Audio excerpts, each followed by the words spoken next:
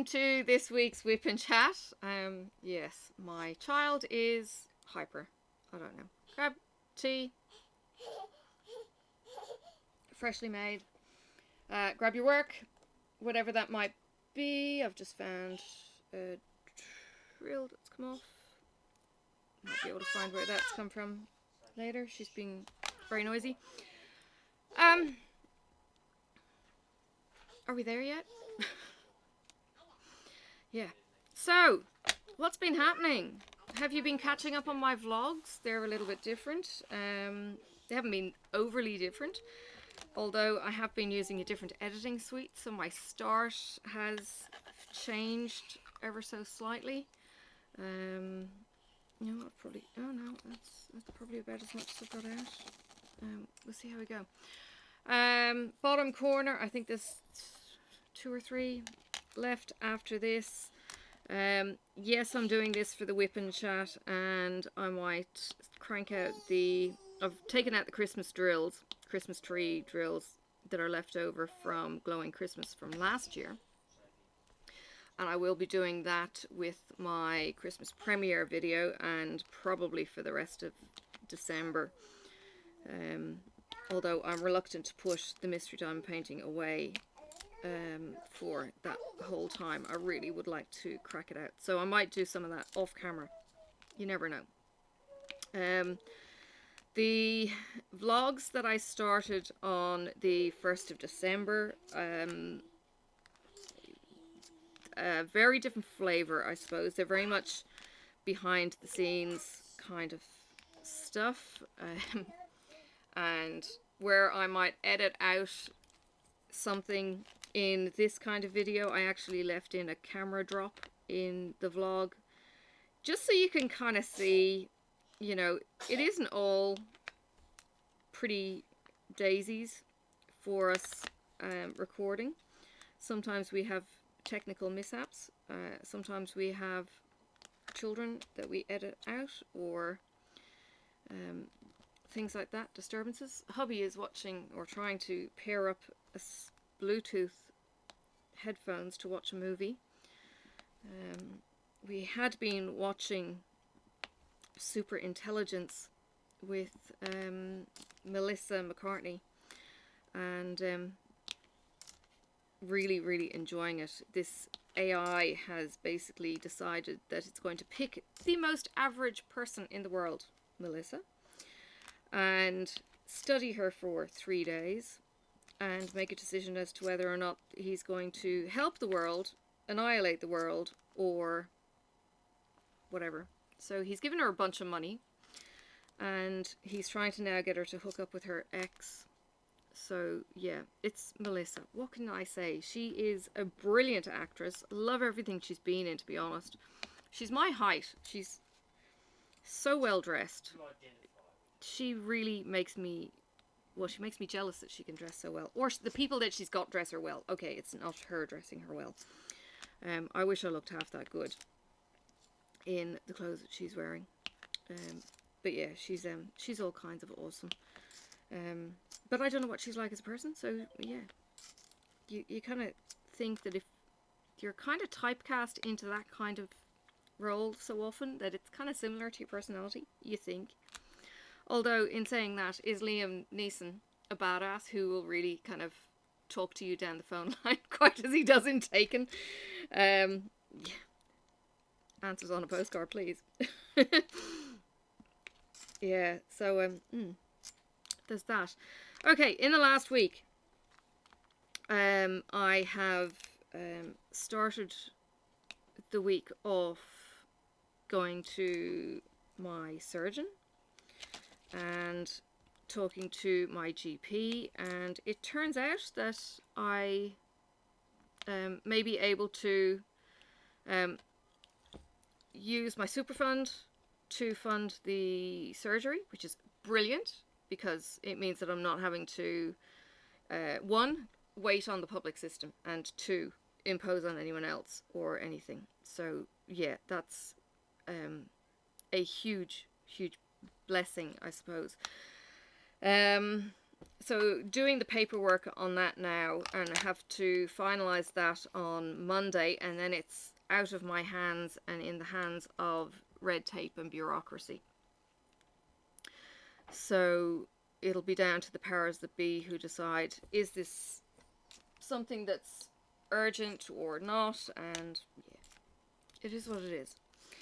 So in saying that, he has tentatively booked me in for the 14th, which in your case, with this video going out on Wednesday, is Monday. Yeah. Haven't started thinking about it. When I start thinking about it, I'm going to be absolutely petrified and, you know, going through the panic stations of to-do lists and everything else. And Marcus currently still has a head cold. Sorry, man flu.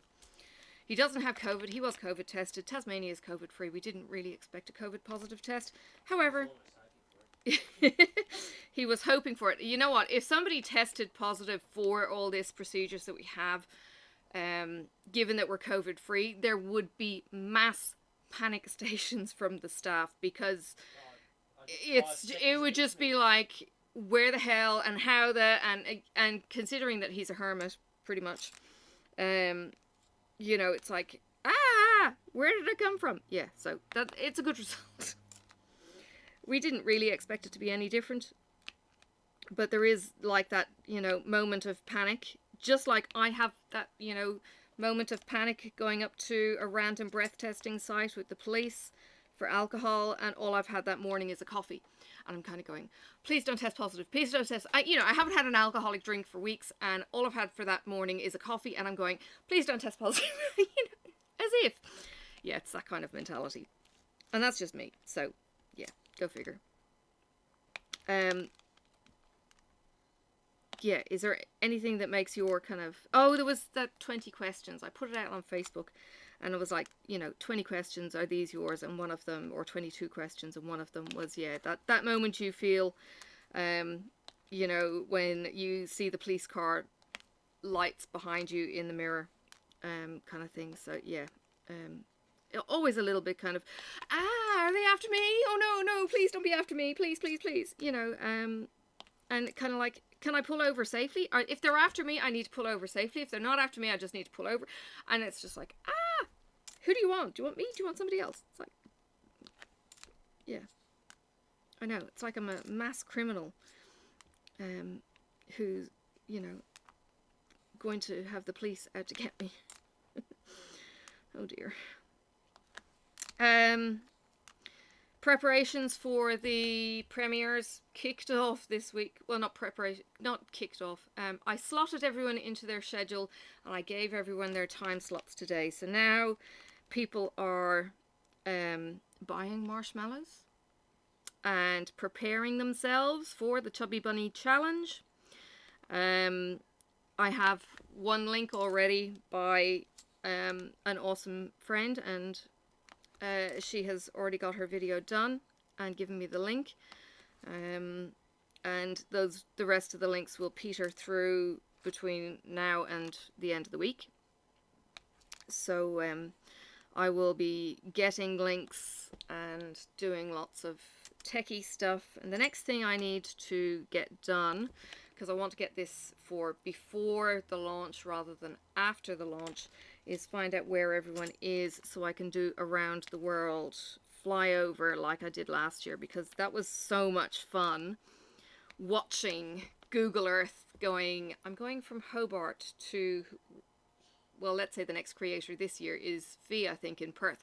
So I'm going from Hobart, Tasmania, and then the world zooms and it hovers in over Western Australia, and then it zooms from Fee to whoever else is next, and it might jump to California, and then it might come back to New York, and then it does all the, and I've done, you know, recorded all of this on my screen recorder, putting, you know, places in. Now last year I actually did it as hit the screen record just as I put in the search, and then it recorded the jump, and then I press stop. This year I might do it all as one sequence if I've got everyone kind of written out properly. I'll do it all as one sequence, and I'll just edit out the bits where I'm typing in so that it's a bit more kind of fluid for you guys. watching. But it was really, really cool. I had so much fun making that video, and I think everyone had a lot of fun actually seeing where is this going in the world. And to be honest, last year I actually had much more of European content as well. I don't have that European content because I hadn't heard from Meredith, who's in Germany, and Carla, who I think she's possibly Austria. I have got Heike. She is in Germany. And I've got Rachel, and she's in Ireland, and I've got Cal, she's in the UK, and then the rest are kind of hovering around the States. So yeah, it's just going to be cool. It's going to be really, really cool. What I have done is I zoom in on the state in the US. So I kind of hover over Texas, and then it's hover over, you know, whatever the next state is. Now, I might have to hover over cities if I have two people from the same city and state. But we'll see how we go. That's the homework for this week. Yeah, lots and lots of fun doing that.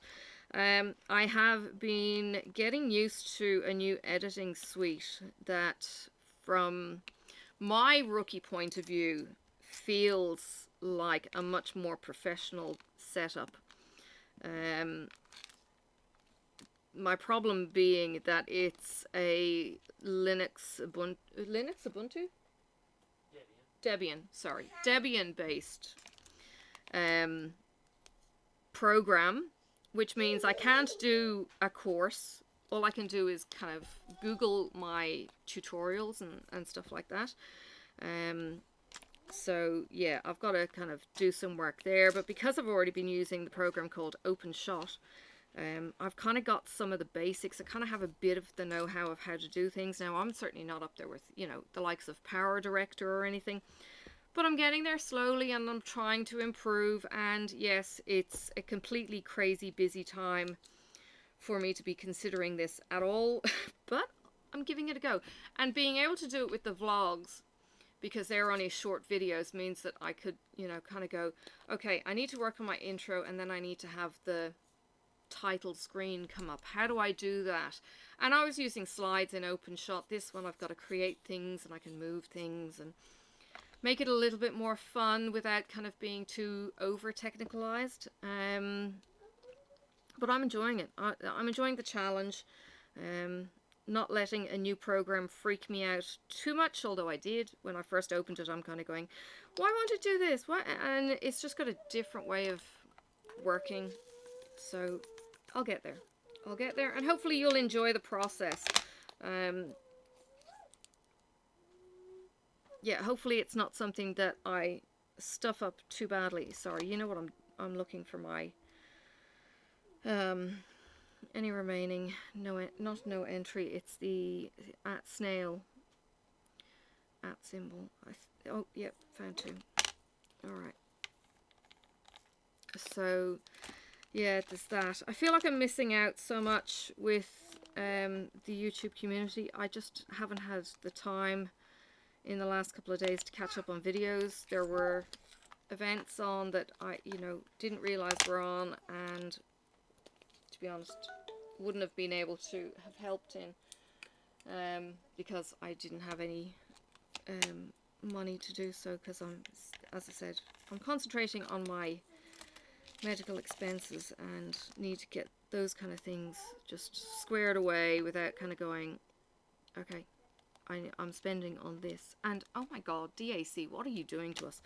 Diamond Art Club had the Black Friday releases, 25 brand new releases on Friday.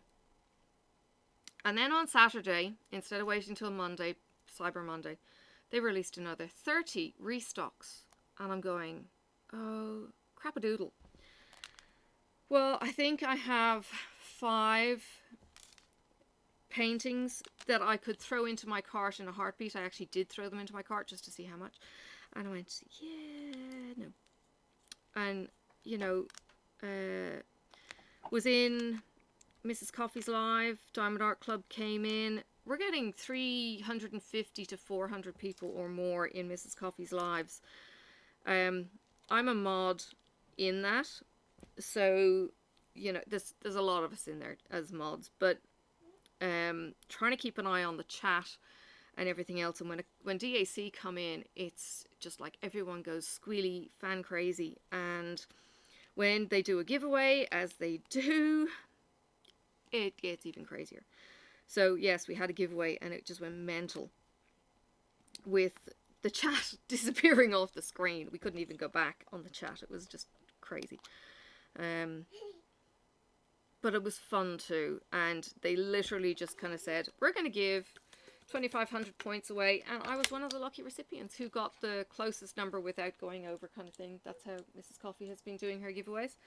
The only other person I have seen do a giveaway that was actually really, really cool, to be honest, was Michelle Bendy Stitchy, and she is a floss tuber. She does cross stitch and she does lives. She uses what's called Streamlabs, which is very new to me. It's a paid subscription service, and she's got the chat actually happening down the side of the screen here, so you don't have to have your chat open on your phone to see what's going on. And she's got a YouTube number up in this corner here. Have you discovered how we can do this? Yeah, no, OBS does have some tricks and things, and I don't do live, so that's not a problem. But she used this app that everyone put in the word that she picked. I don't know, it might have been pony or something, I can't remember what it was. And everyone who wanted to put their word in, and then this bot grabbed them and put them into like a random person picker. It was so cool. It was innovative in my eyes, because I hadn't seen anything like this before, and it was just like, that's awesome. Like, if we could have something like that, yeah, but I mean, you have to pay for it, and I don't expect people to pay for this if that's not a thing they do. I did happen to mention it afterwards to Mrs. Coffee, but again, it's like, it's a paid thing, and she records on her phone, and I don't, like I said, I really don't expect other people to do it. But it was really cool. I know people have been jumping on the whole StreamYard bandwagon, because it means that you can invite other people in. You can have a pretty good experience with with StreamYard. This is why I'm confusing the two. With StreamYard, you can have a pretty good experience on the free service. I think Crashly and there was one other I've seen,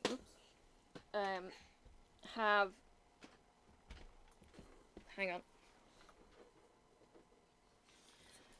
they've paid for it, which means that you can get rid of the little StreamYard duck in this corner here, and you've just got a more fluid thing, and it allows you to do recordings and other things in the background.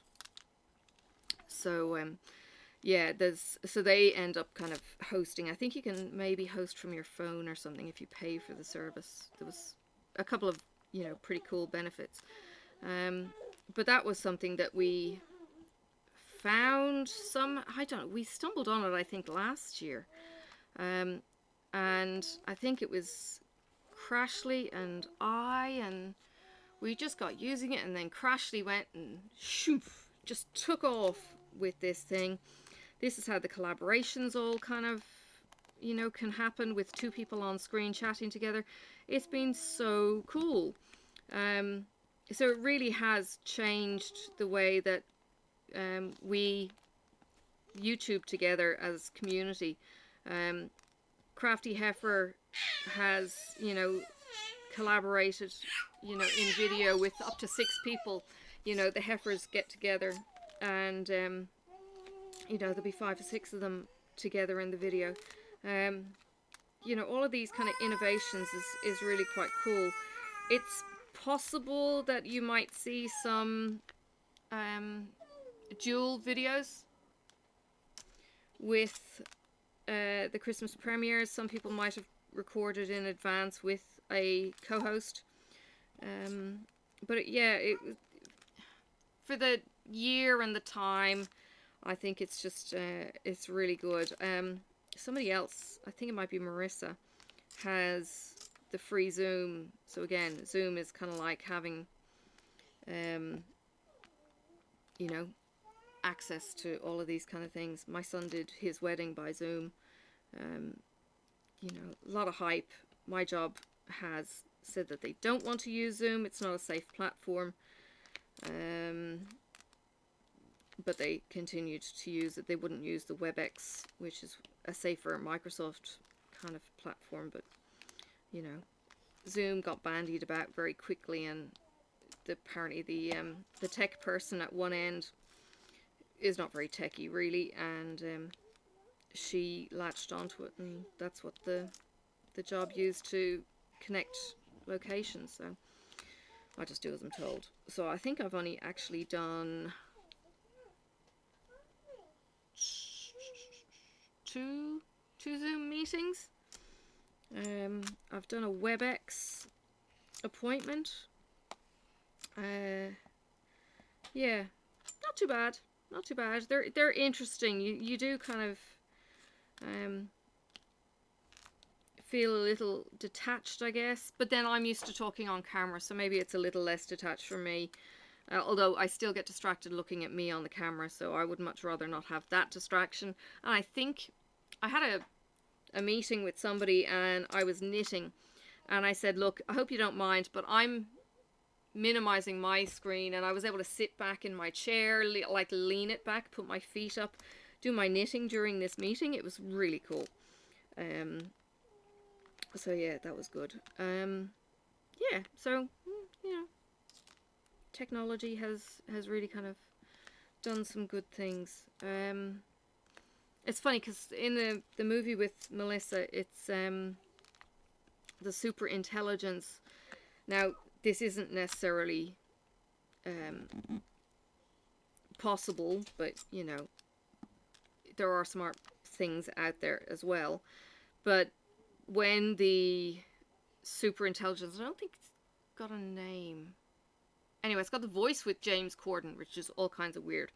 But apparently it's chosen James's voice because it's supposed to calm the character down.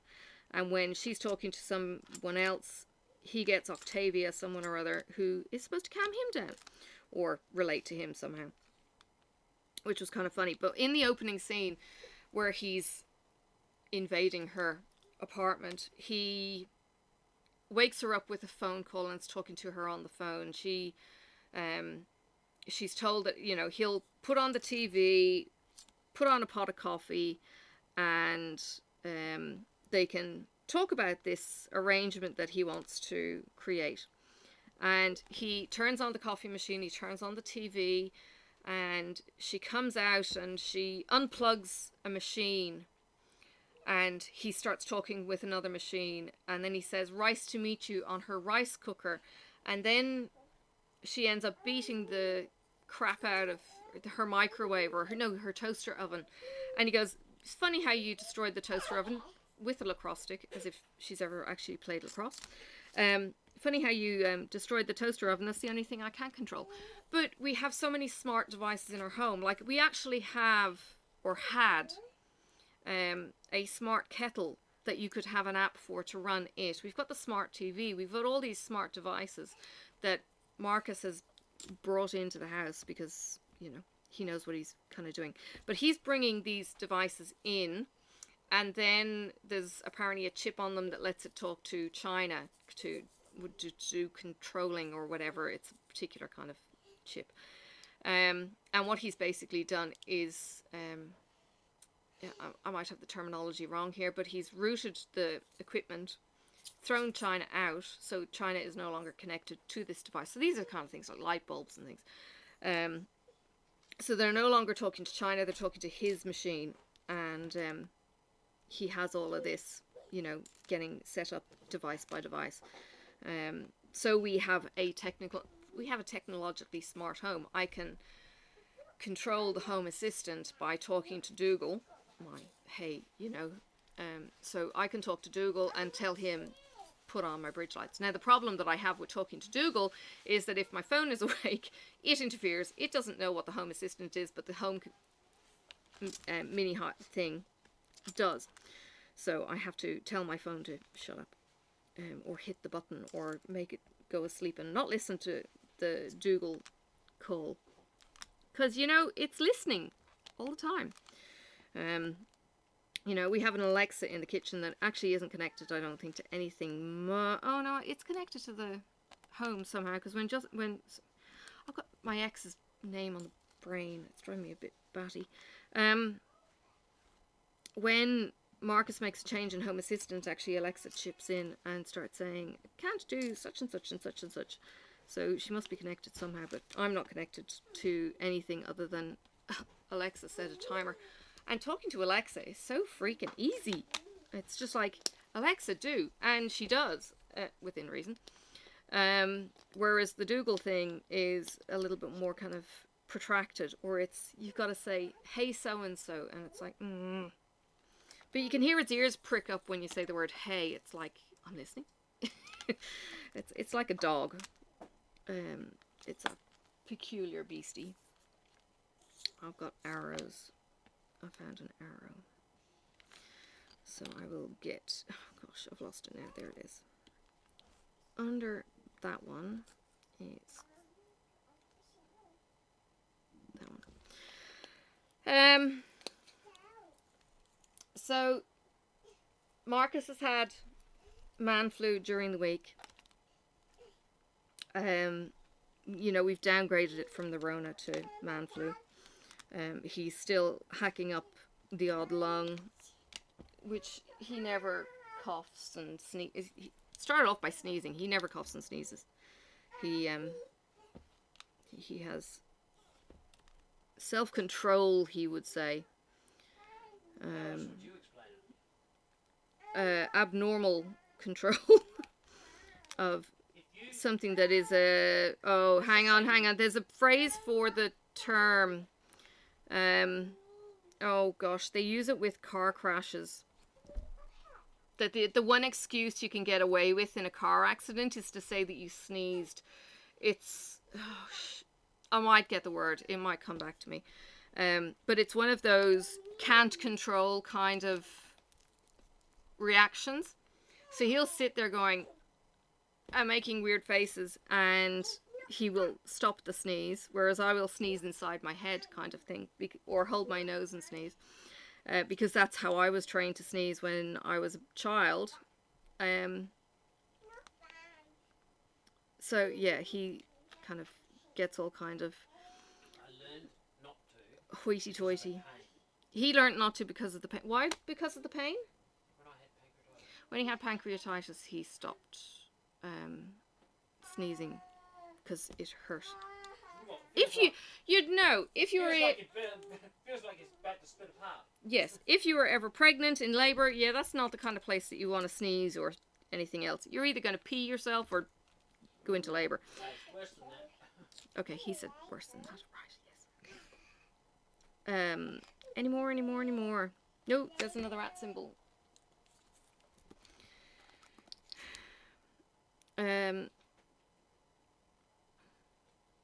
Yeah, so I haven't had Marcus on the reins with dinner quite so tightly last week because, you know, he was dying. You're not now admitting that you... Wow. What?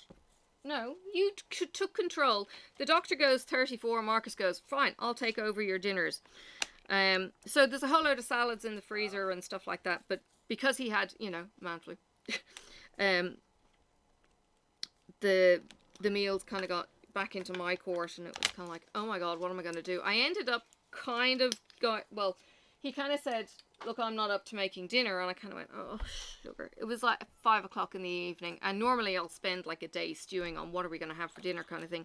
We don't have spontaneous meals here. So a spontaneous meal for me was like, oh crap, you know, my world tilted. Marcus doesn't have spontaneous meals usually. No, he doesn't. And he doesn't even volunteer for takeout either. I fight it. He fights it, yes. So at 5 o'clock in the evening, it's kind of like, well, you're on dinner, and I go, oh shite, what am I going to do? Now, I apologise if you're hungry, and this is going to make you even more hungry. So I go and I look and I kind of think, oh yeah, I could kind of handle like a mac and cheese kind of thing with me having reduced pasta because, you know, carbs, reducing those for me.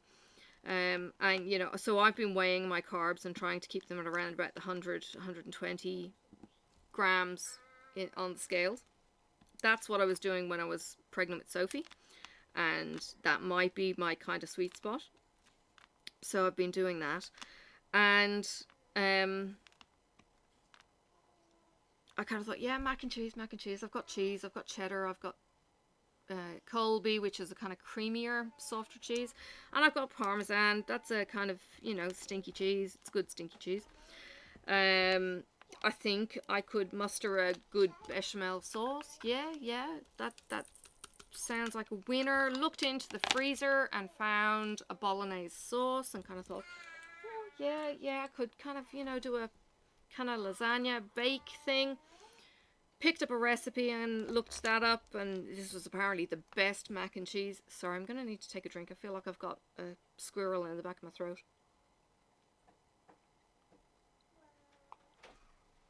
Or porcupine even. So I get this recipe, and it's a recipe that makes for 16, and I think, oh dear, don't follow that recipe. Then it was go to the cupboard. What pasta shapes have I got? Found the shells. I thought, I don't know where the other shapes might be.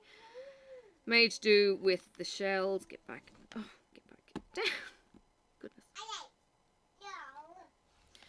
And it was only after I pulled something else out that I found the twisty shells that would have been much better. I don't have macaroni elbows.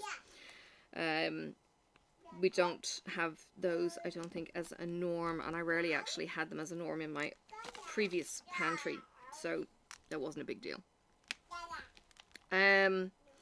So made the bechamel sauce that would feed, you know, 10,000. That was, you know, my recipe. That was based on 2 ounces of butter and 2 ounces of flour, and it still made a bazillion kilos of cheese sauce. So half of it's now in the fridge. And I need to seal that up so I can preserve it maybe until during the week. Heated up the bolognese sauce, and the bolognese sauce that I kept was like 1 serve of bolognese that I had dispensed into vacuum bags, and I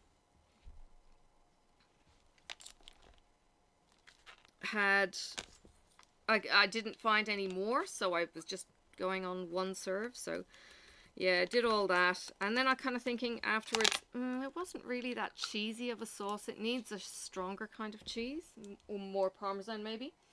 Parmesan was quite old, 1 chunk, and the other one was fresh, so it could do with a more fresher lump to give it that bit more of a tang, or it might need much of a stronger cheese, like I think the recipe called for a Gruyere or something.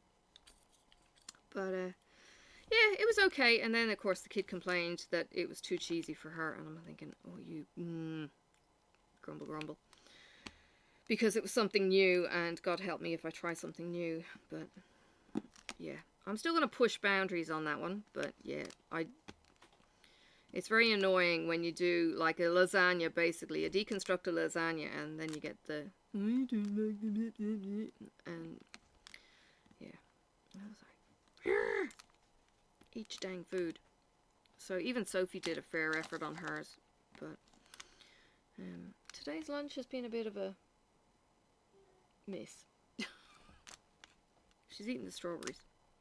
They're always a big hit. The red berries she loves. And I can't find raspberries. Well, it's not the season for raspberries. Not yet. So they can, and they're $6 a punnet as well. So they're, you know, they're expensive because they're not a seasonal thing. And I don't have any in the freezer, so I don't grow my own, and I haven't been to a raspberry farm or anything. So oops, there's one.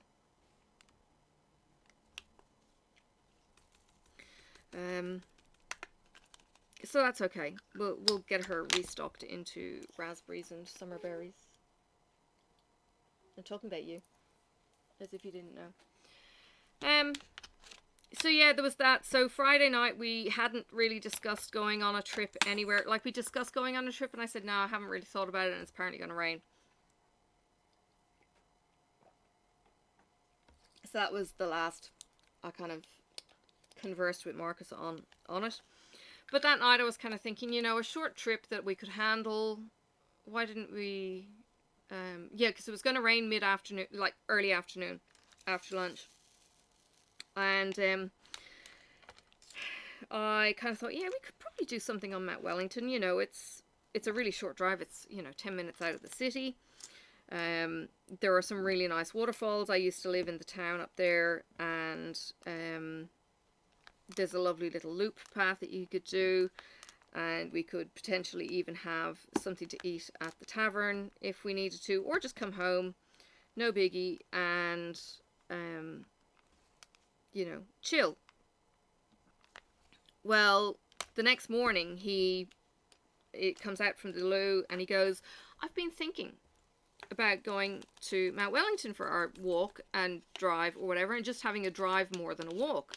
And I kind of went, funnily enough, so was I. So yeah, we were both kind of on the same page to get out and, you know, do something. So get ready to start watching the pictures. Basically, so we carted up, you know, the car, got Sophie all dressed up, and she's kind of going road trip, ears prick, you know. Oh, hang on, that's an 8. There's quite a few. She's all excited for road trips, and yeah, we got going. So I was out feeding the cats in the morning, and our next door neighbours who moved in, oh, gosh, they're probably here a year now, a year or two. Gorgeous couple, 2 girls, one of them the same age or similar enough in age as the kid. So they get to, you know, play back and forth quite regularly. And I came out and the mister goes, "Happy Christmas!" I just giggle. And we, you know, we're just chatting over the fence through the hedge, and he goes, "Oh, we've just got the Christmas tree." I said, "Why are you saying Happy Christmas? We're still ages away from Christmas." And he goes, No, we've just got the Christmas tree from the fire station just up the road, and you know, spent $45 on it, blah blah. They do Christmas trees, they're really cheap, you know. And it was kind of like, I love a real Christmas tree. Can we have a real Christmas tree? Ooh, ooh, ooh. I didn't know what Marcus's feelings were on having a real Christmas tree, because he's got an artificial Christmas tree. And made that very clear from having previously had live trees. No, we hadn't had that conversation yet. So I didn't know if he would be on board going, "Oh yeah, let's go and get a real Christmas tree," or he'd be going, "Hell no, we have an artificial and it's perfectly good." So I kind of said this not knowing if this would go anywhere, and I said, "Hey, the fiery station has a Christmas tree sale. Are you interested?" We didn't have to go to a farm to get it or anything else, although we had passed a Christmas tree farm on one of our road trips just recently. And you know, again, no effort made to check that out or anything else. So he kind of goes, "Yeah," and I'm saying, "Well, let's get some mats or something to put on the roof of the car, so that if we put it on the roof rack, it's not going to scratch the paint." And he was worried about that, so he goes down, he gets the sponge mats that, you know, you have the sponge mats that are maybe a centimetre deep that you can interlock together. So he grabs some of those, throws them in the back of the car, and we go on a road trip. Can you hear that? Shh, Sophie. Shh.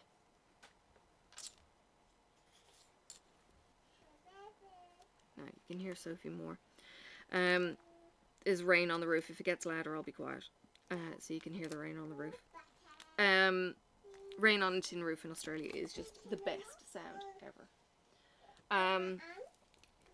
So car's all ready. We jump in, and we've only got t-shirts and hoodie, I think I had on. Sophie's got her jacket, jumper, whatever.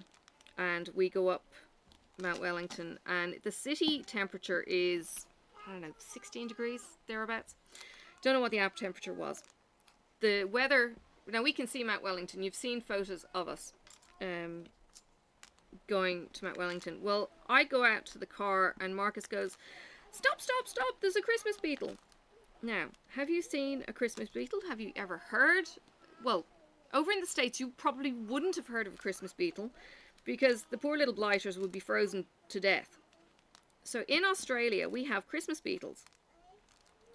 If I could have a car in Christmas beetle colours, I would do it in a heartbeat. This creation of metallic it's the bomb. Absolutely in awe of how this beetle, just a beetle, is coloured. And I will sit and look at these pretty little gems all day. So let me open up the photos and I'll start scrolling through. So this is, well, what do we call him? We call him Bertie the Christmas beetle. He's red. And initially he was just on the ground here, but I picked him up and tried to get a close-up photo, and you can see, ooh, my grungy nails on the inside. They look pretty on the outside, but anyway, so he's red, but you do get some of this green kind of shimmer. And when I first picked him up, he jumped off and went back onto the grass, but I picked him up again and went and tried to take some photos of him super, super close up. So this is like 3 times zoomed, 3.4 I think, zoomed in on a couple of these. Isn't he, she, it just beautiful though? I mean, that is a mint condition beetle. Under the legs and under the belly even shone on this thing. It was like you could not chrome a car quite so magical as this creature. Yeah, like, why? Wow. So this is going out to the car, and this is what we start off with, Christmas beetles. You can get some green and blue ones as well. And haven't you seen blue? I think I've seen green and blue. I don't think green. Well, it's a green and blue kind of tinge. It'd be like a green AB with the shimmer. Actually, it'd be more like a black AB. So anyway, this is the mountain as I'm getting into my car seat. The perspective is all kinds of wrong because when I drive up one of the streets, it looks like it's monstrous, and it doesn't look quite so monstrous between the two homes here. But either way, this thing is right outside the window, and we don't have our curtains back like I would like, just because there's things in front of them and that kind of thing. But we could see the mountain out the window if we had the curtains pulled back fully. And we do see it from the corner of the deck. And it is a focal point for the city of Hobart. We were talking about this in the car. You navigate by it. You know, Marcus was saying how the sun used to set on the left in the summer and on the right in the winter. It was that big a difference in the range of sunset to sunrise throughout the seasons. And it was straight out of the house. It was directly west from his house. It was also directly west from me where I lived on the Eastern Shore. So we both had very, very similar viewpoints. So I know exactly what he's talking about when he's saying certain things. You dropped one? Oh, we'll get it later. Yeah, no, you're not going to go get it now because it's raining. Unless you think you can run quickly, but you've got no shoes on. So, I took some pictures as we were driving. We've also discussed taking a, downloading the video from the car and speeding it up and inserting it into like a time-lapse kind of thing. Marcus has said that he is willing to get that and do that for me.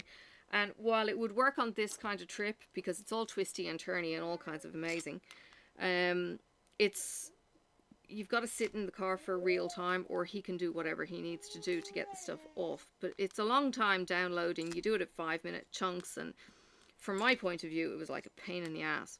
So even though it's only a 20-minute trip, it was like, oh, this is a big deal. We've got to have a better way of doing this. Me kind of thinking I'll stick a GoPro in the car and be able to then download it myself kind of scenario. He's doing the tech thing and thinking 10 paces way ahead of me. He's got longer legs. So we'll see what happens with that kind of thing. So instead, you've got pictures of the major intersections. Now, I didn't get it for every major intersection. It was kind of like I just thought of it en route. And I wasn't knitting on the way to this because it was such a short drive up and all of that kind of thing. So you can see so we've got the picture from the home, and then we've got a picture from the highway showing Mount Wellington through the window, through the driver window. And then we've got coming up to an intersection. It's not Mount Wellington at the intersection, but again, there's another, you know, couple of photos as we go. And then as you come into the city... Don't. Naughty. No, it was already broken off. She didn't break it. Okay. But don't pull any more pulling off the tree, okay? So coming into the city, there's this new bridge. Looking at the pretty lights. The council built this bridge connecting two campuses of the uni. Hold please.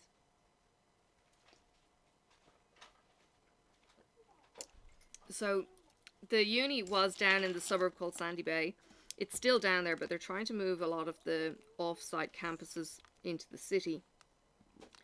Make it more centralized and all that kind of thing. So there's a big campus on the domain, let's call it. And then this bridge, so the domain is to the left of this pretty bridge, and then there's a couple of city campuses around it. So this bridge kind of connects one of the city campuses or buildings. So this bridge opened recently, and I walk from work across this bridge on minor occasions. I have done it a couple of times because it's actually a gorgeous bridge to walk across. It's solid, but it's metal. There's no bouncing, there's no feedback or anything. It's just really, really nice. And the view is amazing in the bridge because you actually walk under that cage that's to the right hand side of this picture. And I think it's got something in the cage, so it's like, I don't know, stars or geometric designs or something. And then you've got all that metal work that's three-dimensional. It's like top, middle, and sides kind of thing. So it's really quite pretty. It's nice and wide, and it's got this gorgeous ramp that basically takes out half of the hill that it comes onto away from you if you're walking, instead of going by the lights on the road. And it's just a lovely, lovely design. And if you follow my Instagram, you will have seen the other bridge that they made from the domain to what's called a cenotaph. And that had the Batman ears. So it had these two spikes that the design kind of swept under the bridge, really. And it meets up at these two peaks, which makes you look like you're walking into Batman's ears. And you walk towards the cenotaph, which is in front of you. It's quite a dramatic effect, this bridge. Anyway, this is one of the bridges that is new and pretty, and I really like it. So, then you come to this railway roundabout, as it's called. Railway roundabout has... The old railway is now what's called the ABC building, ABC being the TV and radio broadcaster.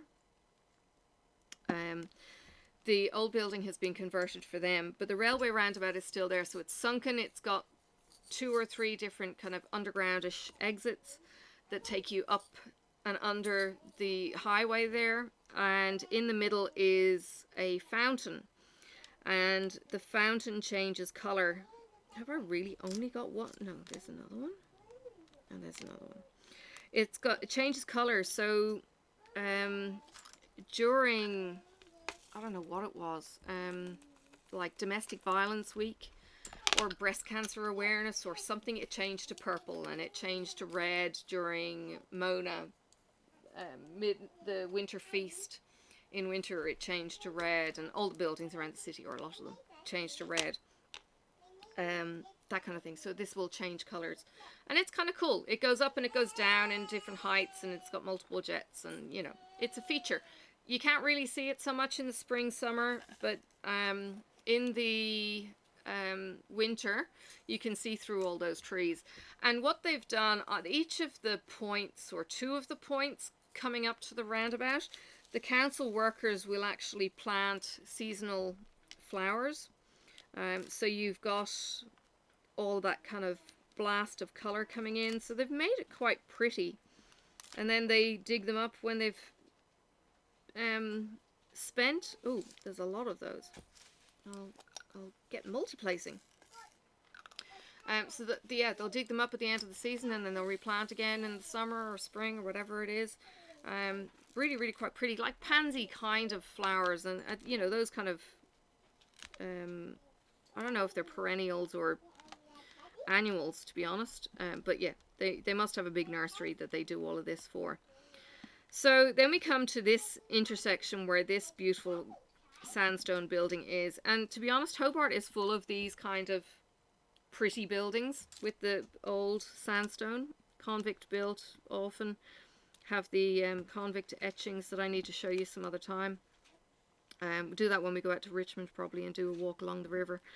But this, yeah, I was looking at the buildings as we're driving up the main drag to get out of Hobart, Davy Street, and looking at these, you know, cottages that would have been built in the very, very early days of settlement.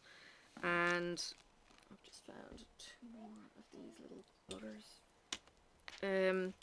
They're all small, they're all similar style, you know, colonial. I don't know if you've got similar buildings in the States. When America was colonized by the British, some towns over on the eastern states would have this. Probably less on the western states, because that was more into, I suppose, not free land, but, well, it was free land, I suppose, but they would have been more log cabin-ish rather than the stone establishments that you get from colonialism kind of thing. Does that make sense?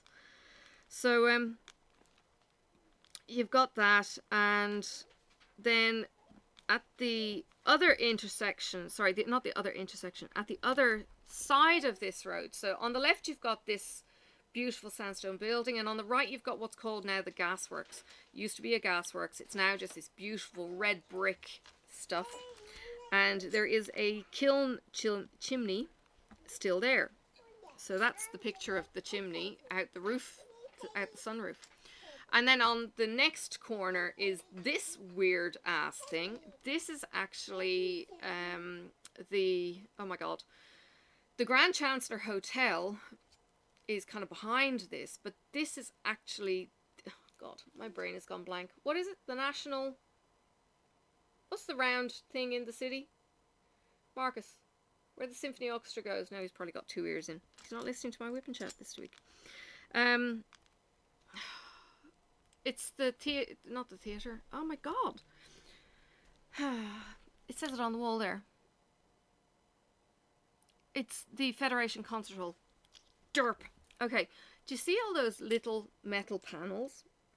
Well, at one stage, all those little metal panels were all gaping and oozing fiberglass. Don't know what the hell was going on with that, but you can see the stuffing coming out from the fiberglass. It's really weird. Then on the left, you've got what's called Constitution Dock, or Condock. Condock is a central wharf area where there is what we call the fish punts, which is the fish and chip boats, or fishmongers. It's usually a mill pond. We do have a resident seal that comes in, and yeah, Condock is the inner kind of dock from where the Sydney Hobart yacht race finishes. So that's a point. I don't think the Sydney Hobart Yacht Race, I'm not sure if it's on or not this year. Ooh, that's a thing. If you're into anything sailing, we've got tall ships that do the Sydney Hobart Yacht Race. Tall yachts. No. Fast yachts. What are they? Well, they're the ocean racers. Ocean racers. I thought you knew about I do. boats and stuff. I'm lost for words today. Not enough coffee. No, I can't think. Anyway, they're ocean racers. They're about 60, 70 foot long things, and their masts are equally tall, and they race from Sydney on Christmas, Boxing Day, the 26th, the day after Christmas, I have discovered. They will race from Sydney down to Hobart. The weather is always unpredictable. I think we've had a death on it. Classed as the most dangerous ocean It race. is the most dangerous ocean race in the world of ocean races. And basically, they go from Sydney Harbour, inside the harbour, within the heads. The cannon goes off, and they race to Hobart down the east coast of Australia. And then there is another race that goes from Launceston to Hobart around the left-hand side of Tasmania, I think, and that's another race. And you can be small. The big boats don't necessarily win the race. What they are going for is what we call line honours, is first across the line. And far out, it's amazing watching them coming in, especially on a good wind up the river. They are tearing up the river. They're just eating ground. It's incredible.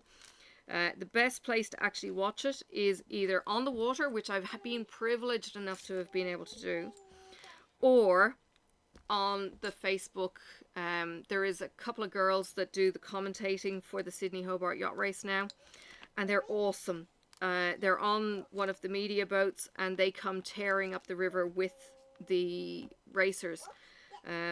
When it's really slow, when they're becalmed, oh my god, it's terrible. It's nail biting, and you know they're puddling up the river on hardly any wind, and it's just nail biting getting them to get some wind and trying to. I was like, it really can be quite tense. So it's a big deal. People coming and celebrating at Condoc. As it's nicknamed. There is a statue of a seal outside Condoc, and everything's celebrating, because this is the port that people get to Antarctica via. We have the Aurora Australis ship that I think has been decommissioned this year, or she's making her last trip this year. She is an icebreaker. If you've got kids who watch Octonauts, you might have come across some icebreakers.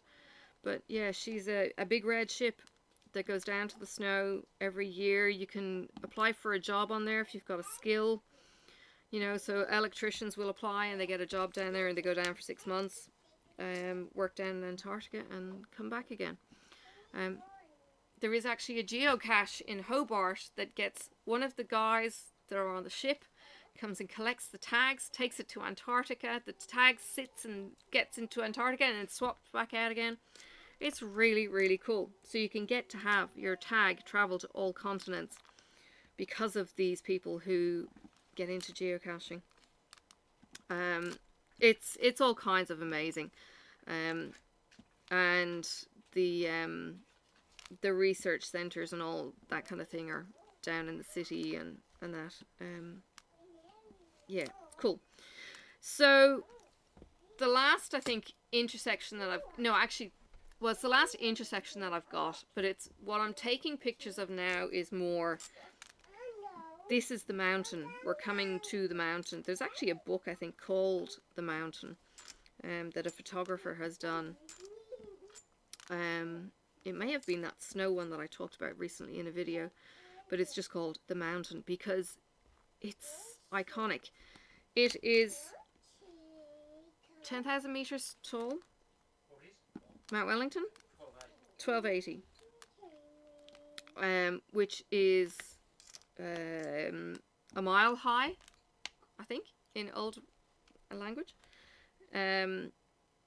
It's 51 kilometers from our house to drive to the top, to that little stick that you see pointing out of it. It's 27 kilometers as the crow flies, I think, to what Marcus worked out yesterday. Something like that. People die on this mountain. I didn't work out. Oh, okay. People do die on this mountain.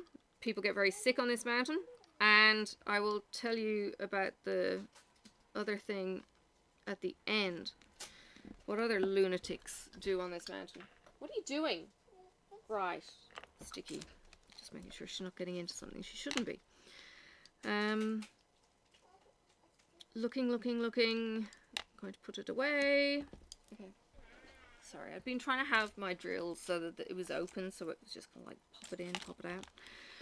Alright, so yeah, driving up to the mountain, there is like one road up from Hobart, really.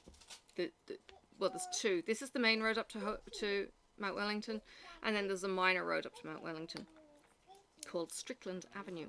Anyway, going up, there's views of the mountain. There, I actually caught a picture of some cyclists coming down. The curves, the bends, it's a gorgeous road.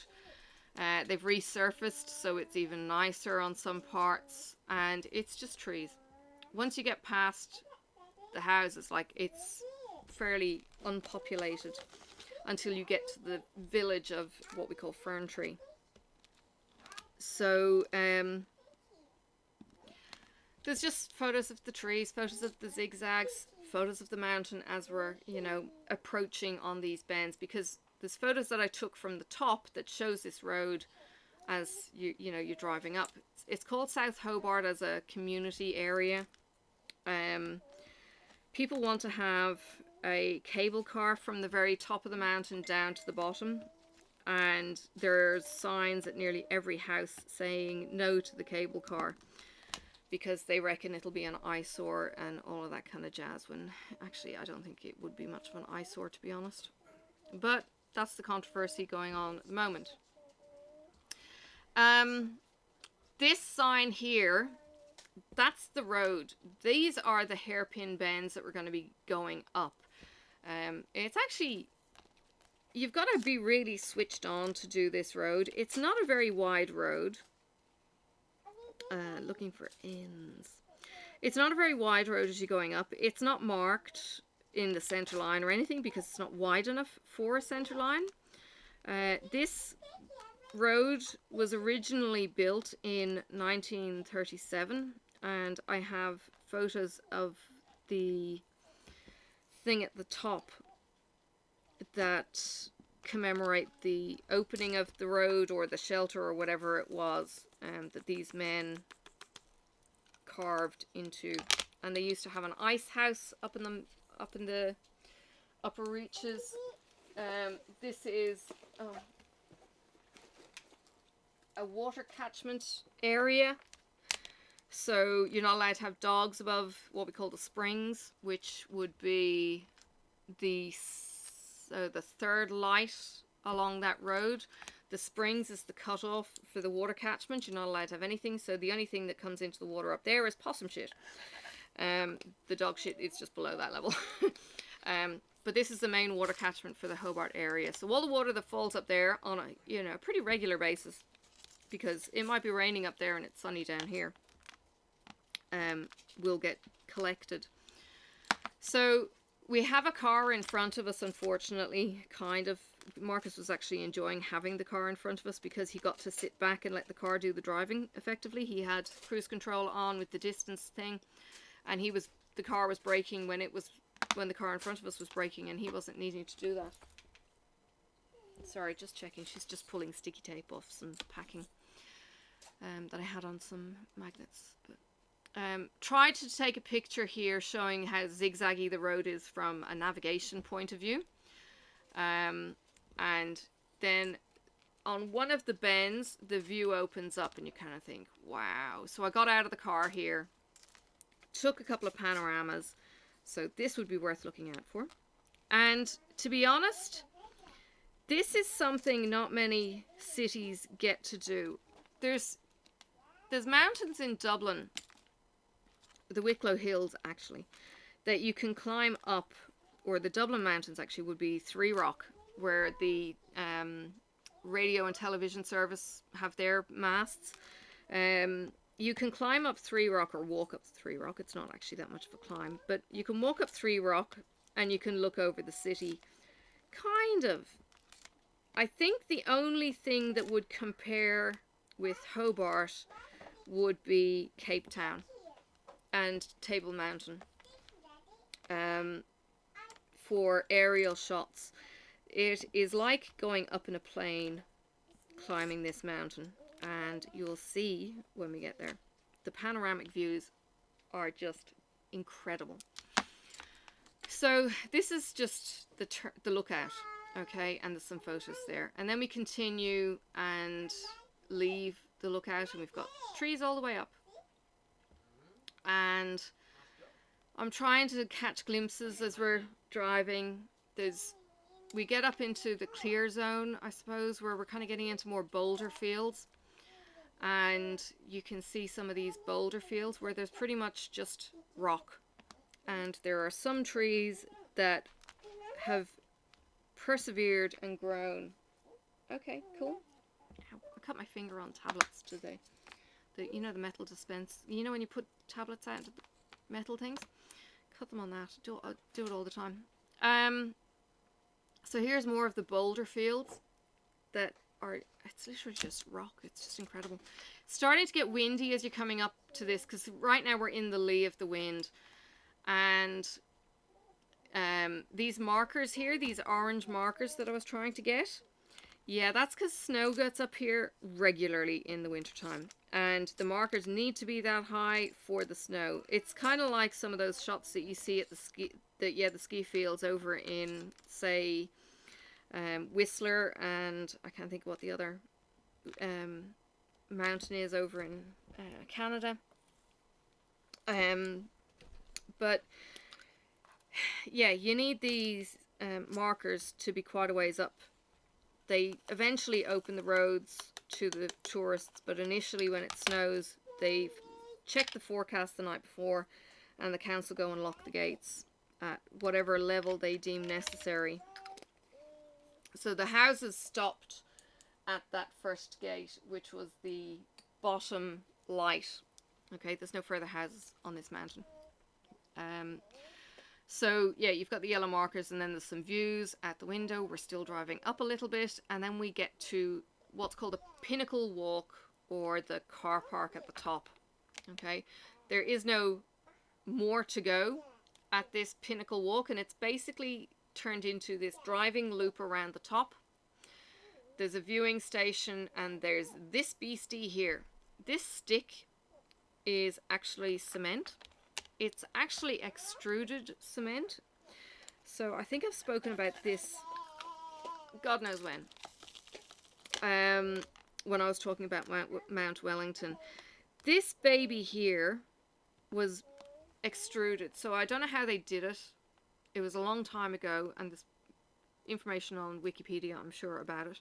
But it's basically cement that has been kind of chunk extruded as it goes up, and then it's set. Inside this baby is all of the technology for broadcasting, and everything else for the radio stations, for the TV, and all that kind of thing. Satellite dishes now as well up at the place, and there is an awful lot of radio interference, and there's a sign saying all the procedures that you need to do if you've got radio interference that interferes with your door locking on your cars when you go back to your cars. I'm missing these.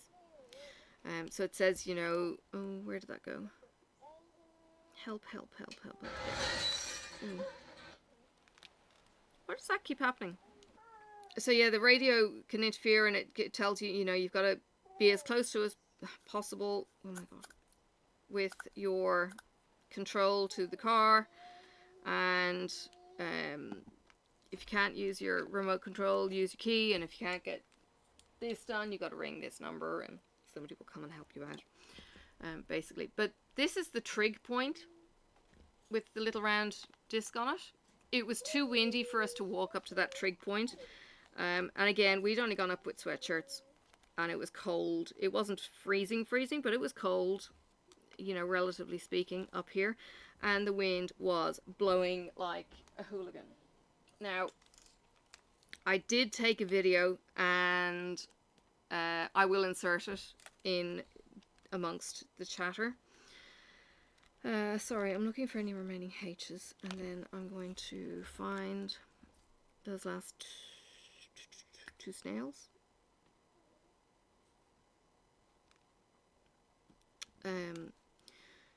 Sophie walked with me on this. Now, she was really, really good.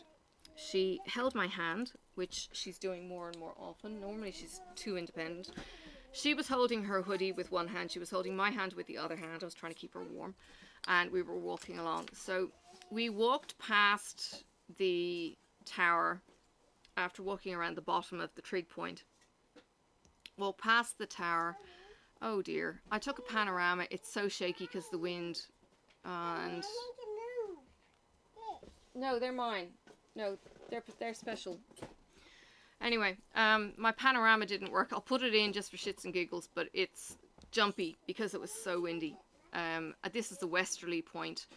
And then there's other angles that I've got. So I've got a quick video with Sophie where I was hoping that we got into the lee. May not work due to wind.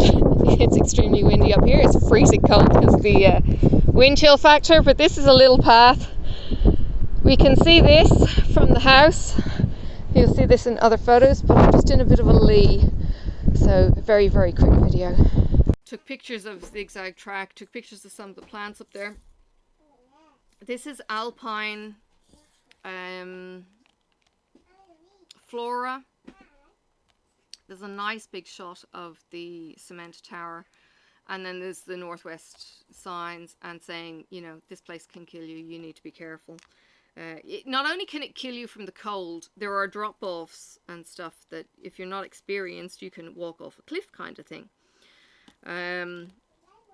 So you do need to be very careful here.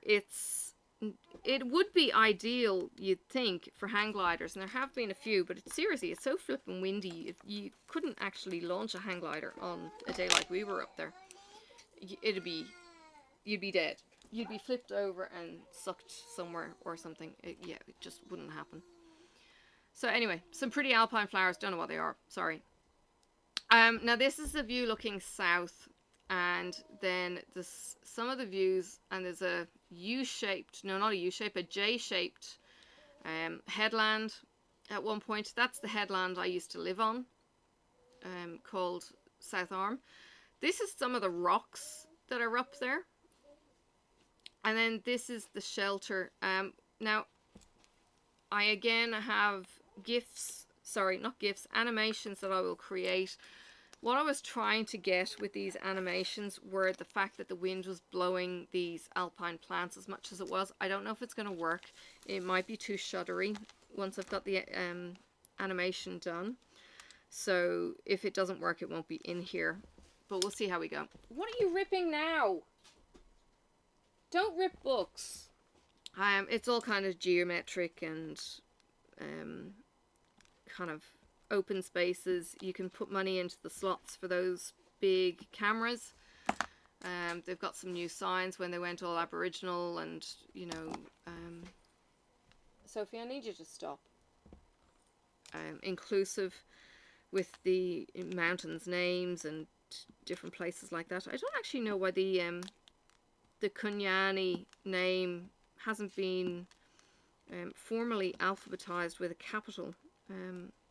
That's certainly interesting. It's only an oral language, so I don't know why they wouldn't have capitalized. But anyway, there's a gauge showing rainfall. There's that funky camera that you can look through, and took some shots then of the alpine wilderness, the rocks, the council kind of thingies. Oh, I've actually got a 1-second video of the duck board, as we call it. The boards with chicken wire all over it. That chicken wire is basically to stop you slipping when it gets icy and snowy, which happens. It absolutely happens. And I've got a 41-second video that I tried to get it. It's probably going to be shaky. Yes, okay. It's going to be shaky as all hell.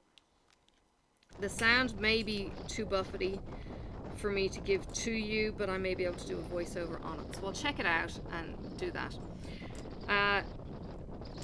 Go back to the car and said to Marcus, I said, can I make a video? And he goes, can I say no? Kind of thing. And no, what did you actually say? It was like as if I'd say no or something, or what difference does it make? Him saying no. Yeah, either way, it was a derogatory kind of, you know, I don't have a choice kind of thing. So I made a video in the car. My ears at this stage, yeah, holy cow. Just got back off the mountain. You may see some shots in the background. Sophie came with me. She's a little bit windswept. She was holding onto the hood. Can you hear the wind? It's very, very windy up here, and it's cold with the wind chill factor. This place can kill you. Hang on, let me see if I can swap you around. No, that's camera.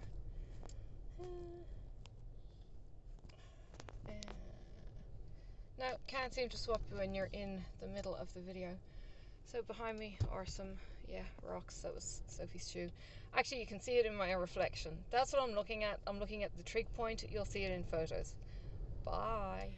My ears, I felt like the wind had blown through my left ear and out my right ear through my head.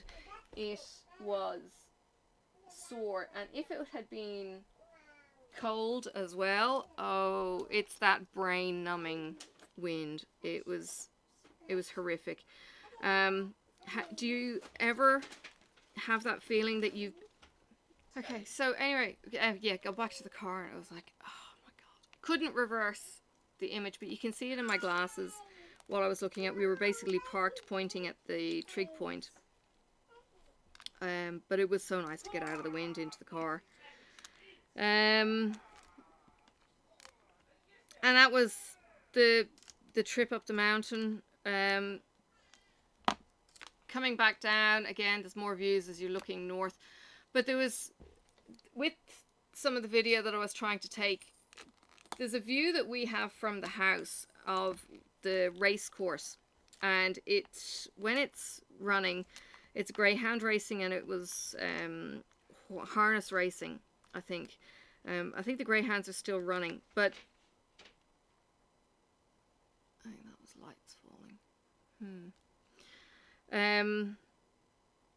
The racetrack lights up at nights when it's operating, and you can see it. Well, that's the racetrack that you can see to the left of those images, and then to the right of the image of the panoramas is Tasman Bridge, which is the main bridge. That was the one that fell down back in the 70s. So yeah, you can see the whole city looking from the mountaintop. As I say, it's, if you feel like you're flying up there, it's really quite incredible. No, I've got a few more pluses than that. So yeah, then we came down again. A picture of the nav thing with the twisty roads, and you can see how the hairpins fall back on themselves. And then we followed up on my neighbour's tip, and we went to the fire station on the way home, and we drove in, and there's trees all along the outside hedge kind of fence, and inside the station is a whole heap more. And it was just like, you know, just go in, pick your tree, like you've either done or seen in the movies, you know, going and picking a tree that people have cut down and are selling for you. And I walked in, I initially see one tree, and I kind of think, ooh, and then as I go in closer, it was like gravitated to the one right next to it. It was shorter. There was a huge tree in there, actually. There was a really, really tall tree. My neighbour had got his tree for $45, and I'm kind of thinking, okay, I'll bring 50 and see what happens. I got my Christmas tree for $20, and it fitted into the back of the car. rather than up on the roof. So it's lying on the mats. We pull it into the back of the car. Sophie is going, what the? And as we're pulling out, there's this tree that's dead that somebody has hacked off limbs. And this was really funny because this is a rural volunteer fire station that we're at. And I don't quite have the angle quite right, but this looks like somebody with a cigarette out their hand like this, and the cigarette is hanging through their fingers. And it was just quite ironic, and I'm sure it's been said before to them that it looks like somebody is having a fag. And it was just kind of like, oh my god, I've got to get a picture. Stop, stop, stop. Marcus stopped long enough for me to grab a picture for you. It's just like, oh, that's funny. So,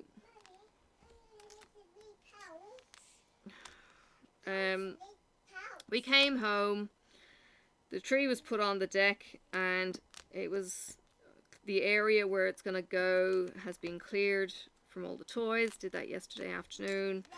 And the lights were going to be put on by us, and then Sophie and the kid will be able to put the lights on when the kid gets back on Friday. So, yeah.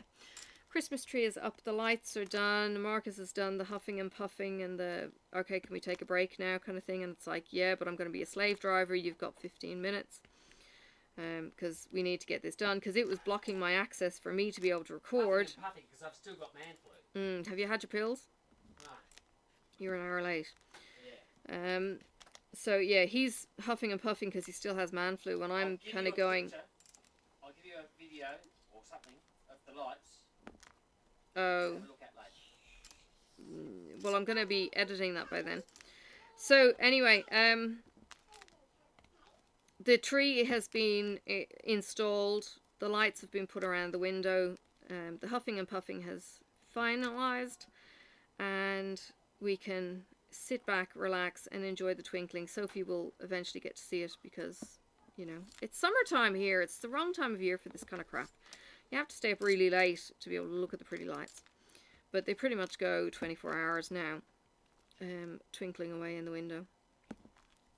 And as I was saying, I think yesterday in my vlog, they used to go up and down the chimney as well. But I think we've had a waterlogged controller out there. But they did look kind of cool the first time they were put up with, you know, it looked like balls were dropping and bouncing and things like that. So it was really, really cool. But it was just a controller that we just needed to have waterproofed. The lights are all still up. They may still work. Who knows? You know, we might have them for Christmas. It doesn't. Yeah, it doesn't matter if we don't, to be honest. But yeah. So the Christmas tree is up. I had an email during the week saying about my Misty mystery box that I ordered has been made, and I paid that, so that hopefully will have gone in the mail last week and be winging its way to me for Christmas. Hopefully it'll be here in time, you know, because mail and everything else. So that would be kind of cool to be able to put onto the Christmas tree. I have seen a photo of the box. It's cool. But it's not all full of fabric. I think it's full of other things. Yeah. Clay by Kim had dragons up on her website. I'd love to get a Clay by Kim dragon.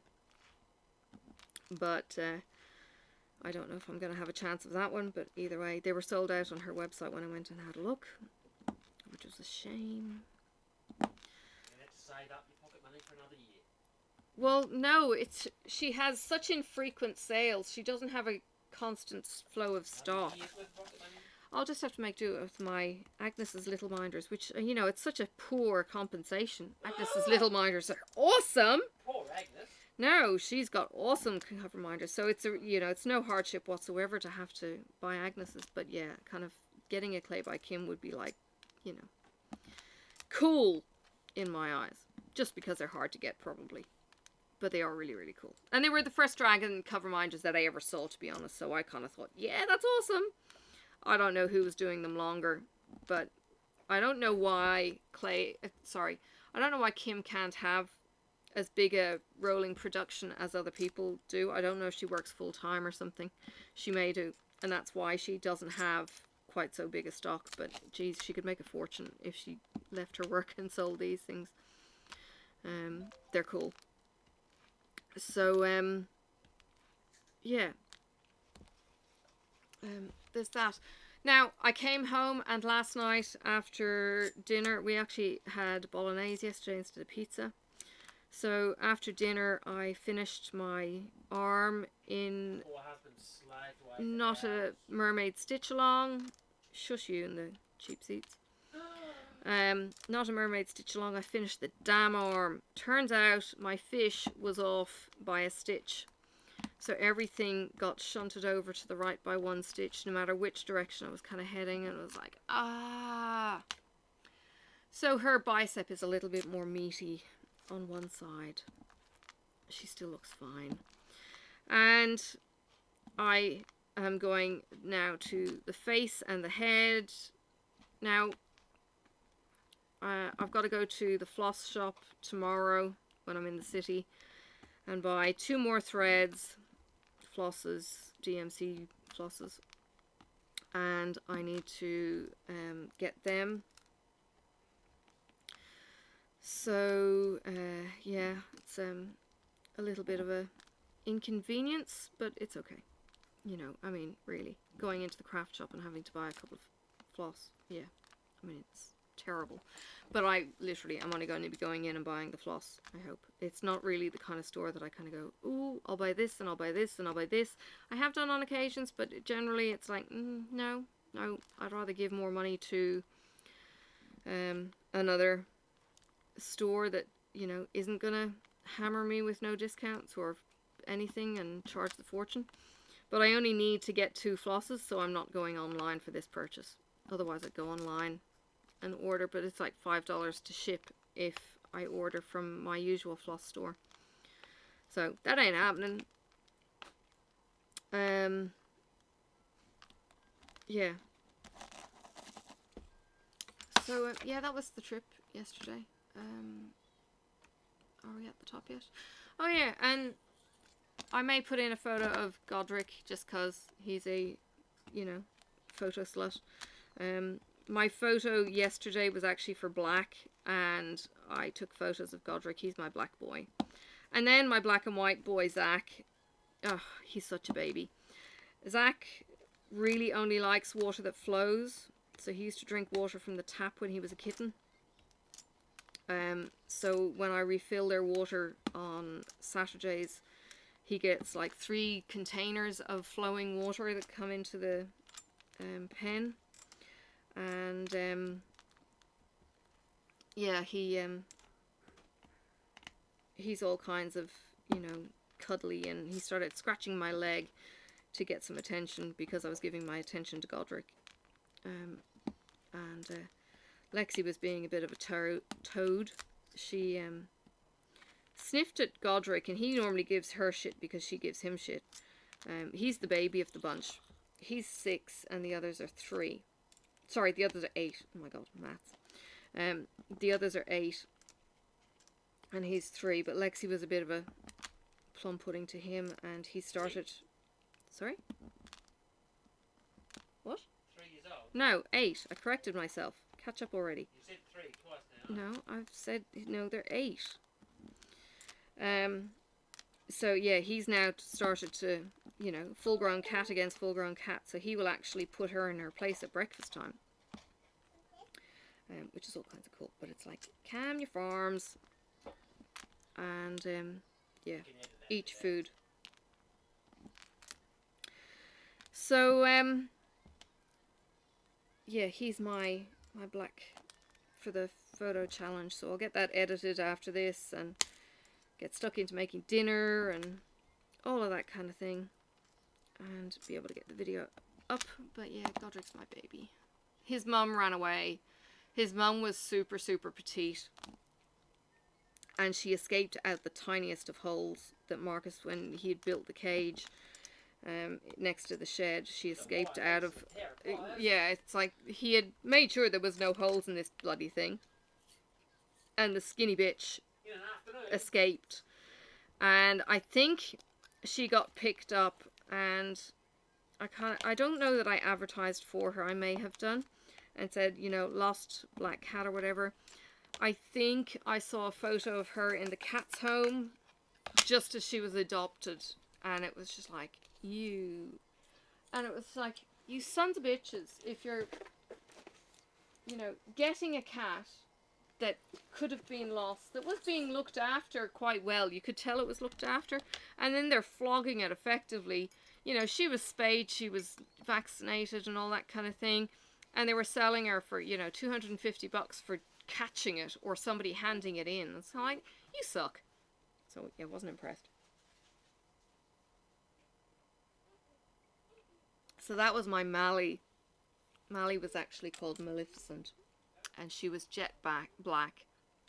She was picked up by some people who had a farm out in Richmond, and she was a tiny, tiny kitten, and she was stuck in the barn or something. They picked her up. Somebody who knew somebody said, did anyone want one? And I had, you know, already got a bazillion cats, and I went, yeah, I'll take her. And she was the most beautiful black cat. And as I said, she was petite when she grew up. She was just gorgeous. She was my baby. Until she had Godric, who is now my baby. Yeah, she was beautiful, beautiful cat. Would cuddle up with me all the time. I loved her to bits. I was devastated when she escaped, and she wouldn't come when I called her or anything like that. So, you know, she ran. But she had been a bush cat before then, so I kind of get that, you know, she didn't necessarily like the cage, and she wouldn't have known where the hell she was after the first night. So, yeah, it was very upsetting, but what can you do? And that still left me with 6, and then Tango, my orange tabby, who was actually Simon's cat, not Simon's cat the cartoon. He was actually more a Garfield. He was a douchebag. He was the one who actually pissed on my modem, looking me in the eye, and it was just like, you son of a bitch. Wasn't impressed with him. Well, he died in the cat run, curled up in a box. No. What? No. Tango. What made him die? We don't know what made him die. Yeah, under strange circumstances. Right. He was just curled up in the box when I went out to get him in the morning, and it was just like, oh, crap-a-doodle. So I took him down to the vet. The vet disposed of him for me. Because, you know, we've nowhere to bury them here. In my old property, I used to bury all my pets in a grave that started with my retriever, I think. We made a cairn. I made a cairn for my pets off to the side on the grass, and that's where the rest of them all got buried after that. So yeah, so at least we got to bury them on our own property, but no, not here. This is you know, suburbia, and the garden's too small and that kind of thing. So yeah, left him at the vet.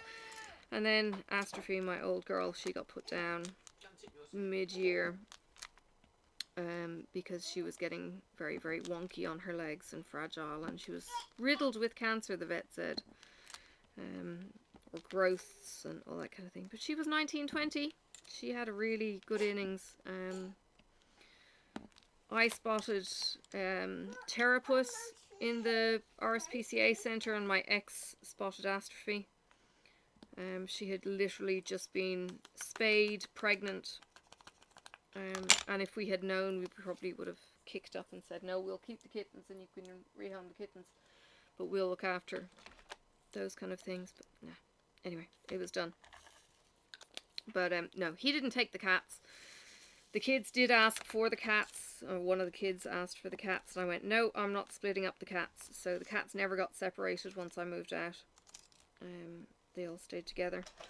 She wasn't capable of No, she wasn't. She was just kind of trying to make a stand, but given her age, you know, 17, 18, when she was asking for this, it was like, no, not doing it. And she had been with these cats since she was a kitten. No, since the other cats were kittens. Not the child. No, not since the child was a kitten. No. Oh dear. Go back to your movie. I wish I could. Did it break? They're toys. The headphones? Yeah. Right.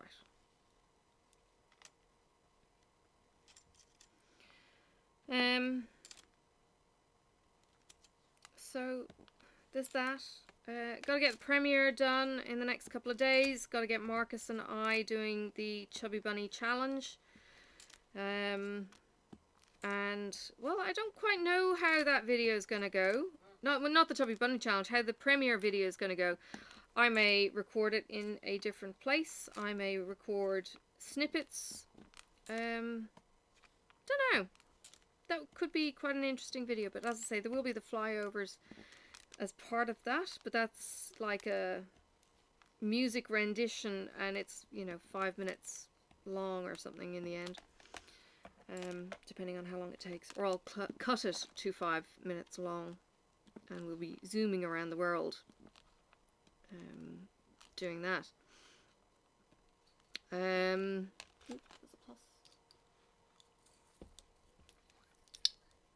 So yeah, looking forward to that. I should know by Thursday this week whether or not the surgery is going ahead on Monday. So I will put a post in the community page if there's going to be any changes. But hopefully I've got enough pre-recorded videos to keep you kind of up to date, or, you know, regular kind of broadcasting for a little while. And after the surgery, he said you can't be sitting for any great lengths of time, so I'm going to have to, for instance, you know, even doing a WiPnChat or whatever. Oops, I just double check that that's correct. I'll get up. There we go. Yeah, it was. Might have to set an alarm that says, okay, time to get up, go and walk, and that kind of thing. To keep mobile. Otherwise, I'll just, you know, seize up, and that's not going to be good either. And once I get the surgery, and hopefully pain-free, fingers crossed,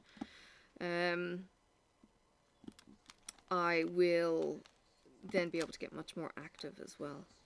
So that would be good. Back to work, and yeah, then life is going to get all kinds of crazy, because I'm not going to have daytime to play with other recordings and stuff. Yeah, it'll just go back to bedlam. But you may get more stories out of that too. We'll wait and see. I actually did think of doing this as a WiPnChat with my knitting this morning, and doing it on the couch. I'm really enjoying the knitting, but it's kind of handy to have it as an in-car project.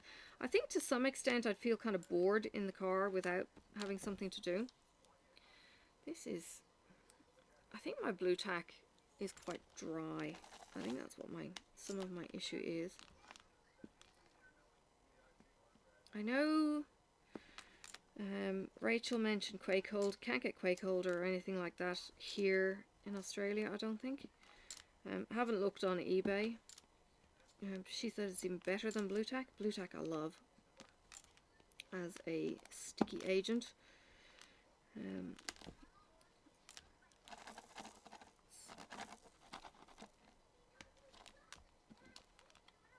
So yeah, this is a very confetti heavy. I'm doing an awful lot of this single placing too, as I'm going. But there's 5 colours left according to my stack over there. So that's not too bad. Now, next week, you know, I mentioned it on one of my vlogs when it was pointed out to me that Christmas Day this year was actually on a Friday, and I kind of went, oh my god. Yeah, seriously, I don't know what the days of the week are with regard to dates. All I know is I had to cancel nail and hair appointments for the week after surgery because I'm not going to be in a fit shape to sit maybe for an hour getting my nails done 5 days after surgery. So my Christmas nails are these. And I'll just file them down as they grow out, and that's fine. I've got a booking for the first week in January anyway, so that's not a problem. I normally get them done every 3 weeks, but cancelled the hair appointment. I actually, when COVID hit, we had a hair appointment I think that week, so that got cancelled. So my hair didn't get cut for maybe 6 months, and it grew from the length that I was used to down to kind of touching my butt, and I could feel it touching me, and so that was, I actually really love that I can feel my hair down my back. And Marcus likes the long hair too. That was a plus, because my ex actually liked short hair, and I did go short hair once for him. Yeah, and I said never again. It's too hard to maintain. People who have good short hair maintain it like it's nobody's business. Now, let me get rid of the little colour scissors. Yeah. Except that I have it tied up so often. I mean, I bring this down because I twiddle with it. Yeah, I have twiddled my hair since I was a kid. Used to suck my thumb and twiddle my hair. I have a photo of me sitting on my tricycle, sucking my thumb and twiddling my hair in my photo album that my brother did all those years ago. Yeah, so that's what I do for self-soothing, or some of the things I do for self-soothing. Is that, have I got all, I think I've got all the A's.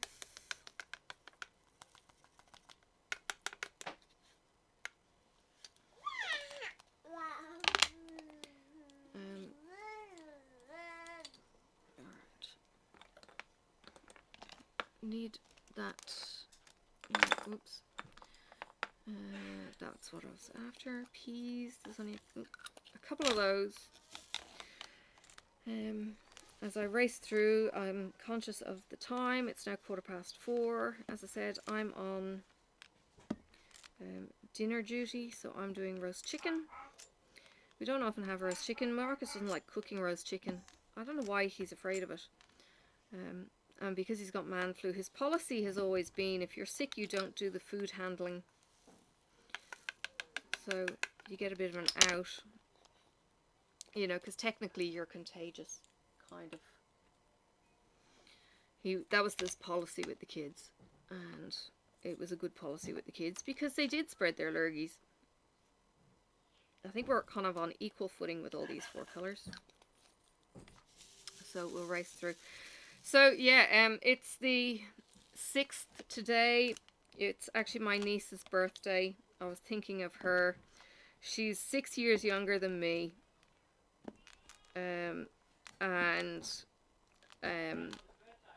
When I was a kid, and she was back at the house, I actually locked her into the cloakroom one day. The cloakroom is what we used to call the downstairs toilet, which was just a toilet. And I think today is the 6th. Yes, it's my grandmother's birthday. Oh, it's your grandmother's birthday. Wow.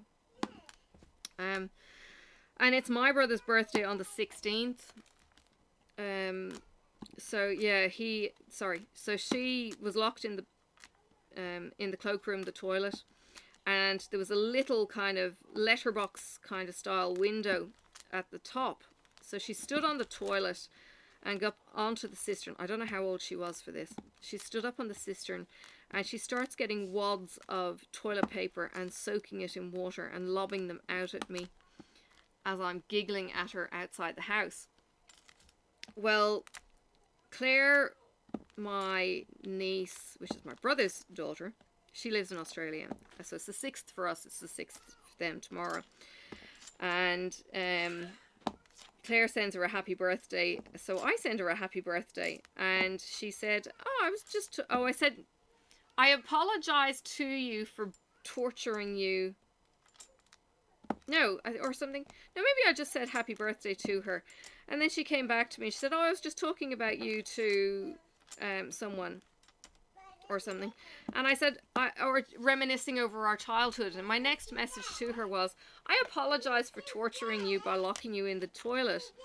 And I remember the times that we had building blanket forts, I think is what I called it. So we used to have a 3-piece suite that what I used to do was pull the armchairs in front of the couch so they were jammed up in front of the... I was rearranging the whole lounge doing this. I'd pull the two... So you'd have the couch was this, right? And I'd pull the armchair to here and to here, right? So the backs were there. And I'd get the blanket and I'd tuck it into the back of the chair because they were removable cushions on this suite. So it was behind the wood and in between the cushions. Over at the top of the couch now and tuck it into the back of the couch. And then we'd have this entrance here and an entrance here and an entrance here. And we would sit there and we would watch... Wrong one. No, wrong one as well. They're in my hand. We would sit there and we'd watch Saturday morning TV in our fort. And so I was saying, you know, this is what I remember. I remember locking you in the toilet and I remember the fort. And she said, oh my God, you wouldn't believe it. I was just telling my daughter Rihanna about it. She's got an Indian husband, so her kids therefore have Indian names as well.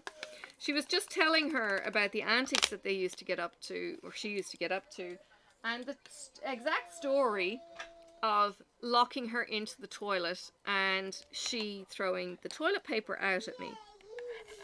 And I've just found another one, and then I've just found a U-turn. U-turn is... Did I use it? That one?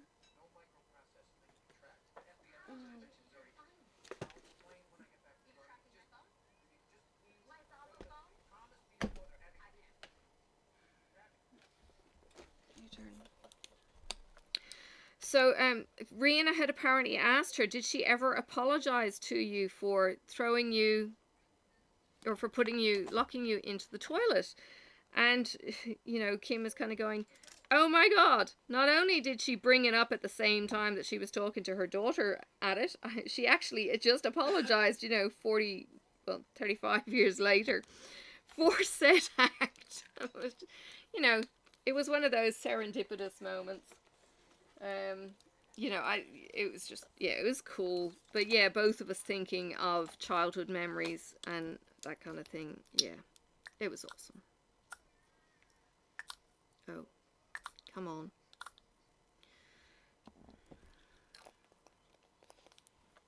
Yeah, so how often does that kind of thing happen to you? Have you ever had a serendipitous moment? Answers on a postcard, please.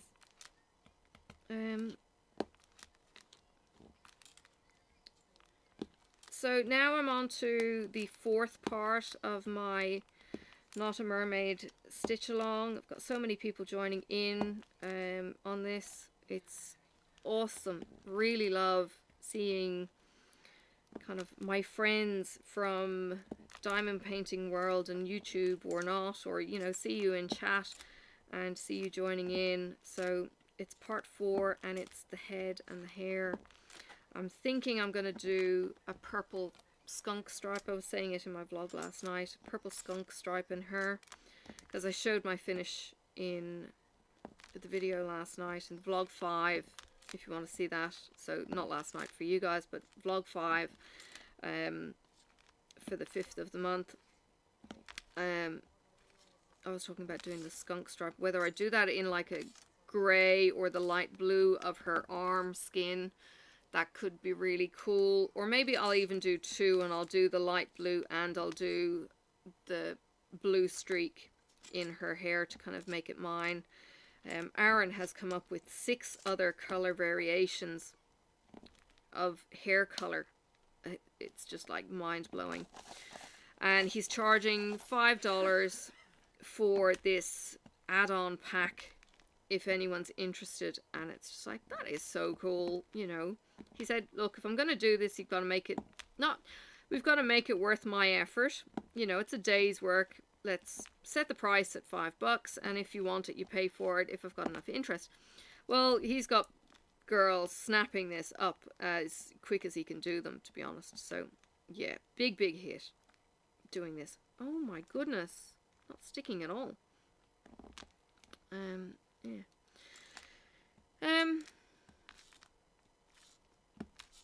So yeah, there's that as a project. Marcus and I were only talking about Christmas presents. He's kind of going, what do you want for Christmas? And I'm kind of thinking, I can't remember if, he said, I can't remember if you fobbed me off the last time or not. I think on previous years I've mentioned about a bracelet. Like, I had a Pandora bracelet before, and I had everything to do with my family on it. So I had a bead that represented each of the kids, you know, and those other representations on it, and it wasn't something that I would add to specifically. So I have kind of said, oh yeah, I'd love a Pandora bracelet, but the starting bracelet is like $70, and I need to actually get the bracelet and then say, just get me the beads. So he has got me other beads, but yeah, I need that starting bracelet. So I think I started on a necklace. My brother gave me a necklace, which you can also use as a leather kind of barrette, but the leather breaks down, and I don't take my jewelry off. I tend to be a person, and you probably know this by now, you'll see the same jewelry in the exact same place, unlike, you know, Mrs. Coffee, for instance, who has her Zox bracelets.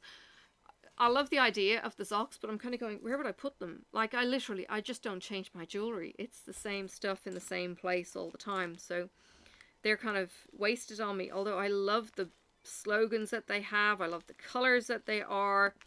But yeah, if I'm not going to be wearing them and swapping them out, it's just not going to happen. I'm not one of these people who sits at their vanity and puts on their jewelry and puts on their makeup each day.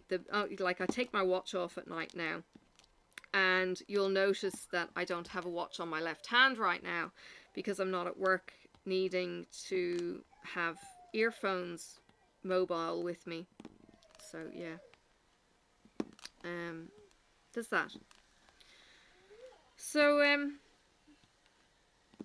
yeah, I don't know what to get for Christmas. I mean, I could say, yeah, diamond painting stuff, but it's not like I don't have enough. I don't have the time to get more as a Christmas present and say, yes, I'm going to do this. Did you hit your toe, Sophie? Did you hit your toe? Oh dear. Do you want to cuddle? Come here. Come here. You alright? Oh, you alright?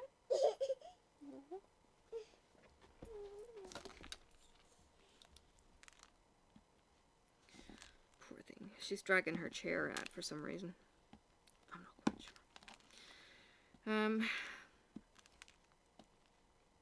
So yeah, I've taken some of the boxes that were in the window, stacked them up even higher in the bedroom. I made boxes of Bee Stitch Me and Misty. They're already full. Yelp. Oh dear. I had to move my diamond painting boxes that I haven't opened yet from DAC. Put them back where they were, and you know, it's not like I have an insignificant amount over there. I think what I need to buy is time. Time to do it.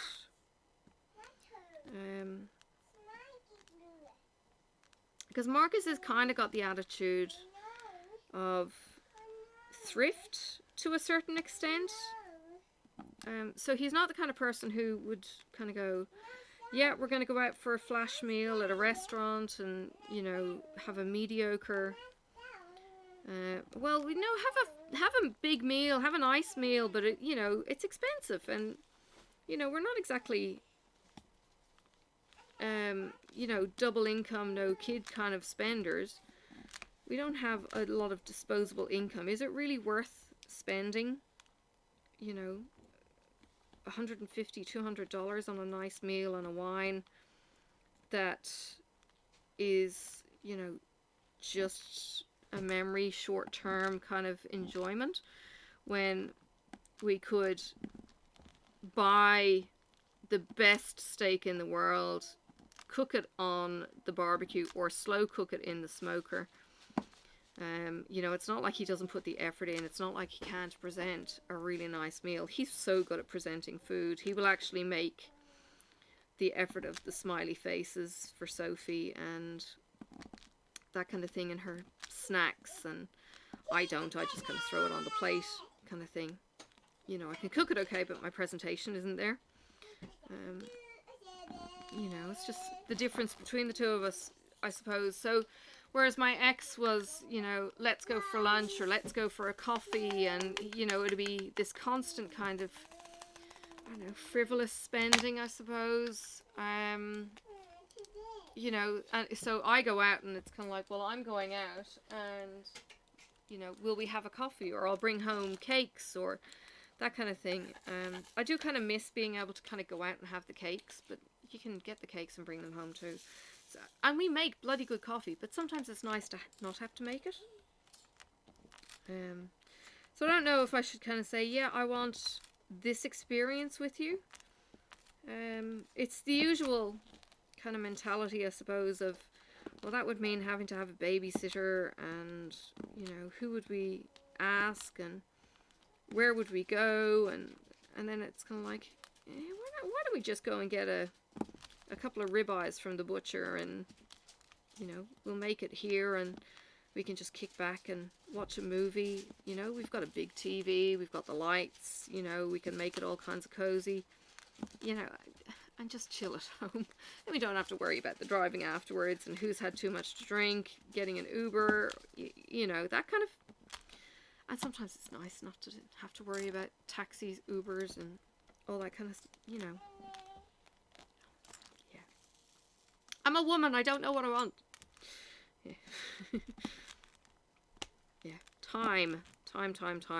Actually, he is kind of saying his love language is acts of service. So his act of service would be to drive me to work, to save me the inconvenience of having to park and then walk, and, you know, all weathers or whatever, make a meal. That's his act of service, you know, that's his love language. So that's why those kind of things are actually important for him. He has said, if I want him to master making a cake, he will do so. I'm kind of thinking, yeah, that'd be great, you know, perfect the making a Black Forest gateau. And I'm kind of thinking, on one hand, it's kind of like, yes, the perfect cake. And on the other hand, it's like, yeah, but can't eat it because, you know, fat, and told, you know, you've got to lose weight. Where am I going to put, you know, and I've got the devils on both, devil and angel on a shoulder each, like Kronk, you know. And it's kind of like, geez, you're damned if you do and you're damned if you don't. It's kind of like, oh. That's why it's probably easier to go to a shop. Actually, all I want to do in a shop is have a fork full of everything. Yeah, and not have the wasted money factor and the guilt factor or anything. Yeah, that would be me in an ideal world. I love cream cakes. Cream cakes are my jam. I tried making a Victoria sponge one year. Oh god, yeah, that wasn't good. You could have used this thing as a frisbee. I didn't have a machine, I don't think, or I had a hand blender or something, and it was like a rock. Yeah, Mum used to make awesome Victoria sponges. I thought it was her making it. Maybe it wasn't. Maybe she bought them. I don't know. But we have kind of perfected Marcus's grandmother's recipe of what we call a stained glass cake. I found my store that has green glacé cherries, and she called it a stained glass window cake. It's basically a white fruitcake. But it's got glacé cherries, it's got apricots, it's got Brazil nuts, and it's got dates. That's it. And other than that, it's just a sponge. And it's delicious. And because I found the green glacé cherries, I think her recipe actually said to chop the glacé cherries in half. I don't, because I think chopping them in half means that you get none of the stained glass effect. She also used to layer this beast with 7 layers of icing, according to Marcus. That ain't happening. I'm pretty sure it was 7 layers. Yeah. It'd be like, it didn't look like a cake at the end. It just looked like this white. She used to win. Yeah, she used to win the CWA kind of things. And these are the ducks that, you know, they are the optimal critique. And they will pick apart your scones or your scones, you know, with such criticism or such compliments. But she used to teach She used to teach adult ed TAFE, which is, you know, the adult educational programs. Yes. Never got to meet her. But yes, Marcus has these memories. I think this is the grandmother who also said that he could have her car. Is it? Well, she asked what I wanted. She asked what he wanted, and he said, "Can I have the 120Y?" And apparently that was the deal, but it's got to go through his... I said, I want the 120Y. That was the end of the story. It wasn't confirmed, denied, or otherwise. Okay. That was all. Either way, everything that was hers got passed on to his mum. And she's still alive and now had the stroke, and we don't know if she's fully compos mentis to say. Marcus is still to have the 120Y because his dad is running it at the moment, or not running it because his brakes are seized. And he's kind of going, oh, well, I'll take it as my second runaround car when the Pajero isn't running. Marcus was using the 120Y, Prado, sorry. He was using the 120Y when I met him. But now she's kind of falling apart at the seams. It's actually horrible seeing the trim falling off. I don't know why it's doing it. We haven't really discussed it much. But it started drooping, and now the gravity is actually pulling the rest of that piece of trim off, and there's a bit more of the trim further up the car I noticed was very dry and cracking. And it's just devastating to see her just wallow in our driveway. I mean, if I could, if it was still drivable, I would be taking it to the shops on occasional trips. Marcus doesn't like it. Because he can't drive it for long because it's so rough. On his back, he's got, excuse me, sorry, missing drills. He has fractured back, neck, and seized, whatever, bones and all that jazz. So he's a mess. So he was driving this bone shaker, and it's beautiful, but because the brakes have seized on her now, I can't even take her out and give her a bit of a run, you know, once a week, just to have a bit of a play. But it still smells like the original vinyl and leather, and yeah, well, it's the vinyl. It still smells brand new. It's still got the granny rug over the back of the seat, and you know, he was running his girls around in it when we met, and that. So yeah, it's such a shame to have this. Meeting you, I suddenly went to 10 times the amount of petrol I was using. Yeah, he didn't get out. He was a hermit when we met. He did everything online. So we'd chat online, but he's saying he couldn't rely on the car. He couldn't. It was. Rely on having the car. Couldn't rely on having the car because his dad might take it at any bloody time, and did. So yeah, it was never his as such. He never had control over the car. So yeah. Otherwise, we would run the baby. So yeah, look, I'm done. How many pieces have I got left? Okay, I've got 3 left. Alright, so I'm probably going to do these during the week off camera because I want to get them done. And I'll probably do this one at the end. There's my wool from... No, I keep going the wrong direction. From that string art project that you can barely see. That's my my Ort ball that I've made and glued with the threads from that project. Which is all kinds of cool. So yeah, I'll take a photo of this. This will be the thumbnail for the video, and yeah, thank you for joining me on our trip up the mountain. It has been blowing crazy and raining. I don't think you got to hear the rain, but hopefully someday you'll get to hear the rain. Updates will be on the community page. Don't forget, if you'd like to shout me a coffee, the coffee is over here. The link will be in the description. You can shout me a coffee. You can actually subscribe to a coffee. I will go into details. I'm going to do one big video that talks about all of the ways that you can support me and my channel. And I have... just show appreciation. Or just show appreciation, yes. I will be opening up membership, but I'll do that in January. And it will be only that single tier for anyone who doesn't want to do the coffee. And I've got to kind of figure out then if I can have tiers within the coffee app, which I think I can, if I just do videos for the coffee people that are private so that they get exclusives, or if I have to go down the YouTube thing, because YouTube give me 70%. They give all of us, they give 70% of earnings. Coffee gives me 100% of earnings. So I'd rather go with something that's going to give me more. We'll see how we go. Yeah, I've got to kind of play with the coffee app a little bit. So yes, people have already kind of given me coffees, and I very, very much appreciate you. Oh, Sophie's sporting some sunglasses. Sophie, would you like to come and say goodbye? Hold on. Let me move that. Come here. No, you can sit on my lap. Okay. Here is Sophie. There's Sophie. There's Sophie. Yes, you're up on this little screen. So, say bye-bye. Bye-bye.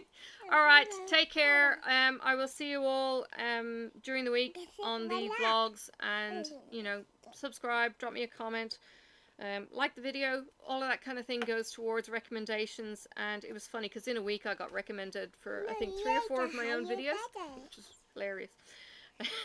So yeah, thank you. No, but thank you for supporting me. Thank you for coming along on the journeys with me, and I hope you have enjoyed. I can stay, Mummy. What? I need to stay. I need to stay? Oh, no, I've got to go. I've got to go make dinner. Roast chicken. I'm going to have bok-bok. Bugly. what I used to call it. Alright, so yeah, look, you know, hang around, come back, check out the vlogs. The vlogs are in their own playlist, and, you know, it's behind the scenes bit of fun, what I've done that day, and, you know, I don't know. We'll wait and see. The giveaway will still be coming up. I know my numbers are cranking up really, really fast now. I don't know, algorithms or something. I will be doing those giveaways again, trying to get my head around that, and now surgery and premieres and all that kind of thing. So it'll probably be January when I get to do those giveaways. But I have got the things, you know, set aside for that, and, you know, we'll get there. All right. So I'll see you around. Thanks for watching. Bye for now. Say bye-bye. Bye-bye. May the road rise up to meet you. May the wind be always at your back. May the sun shine warm upon your face, and the rain fall soft upon your fields. And until we meet again, may God hold you in the palm of his hand.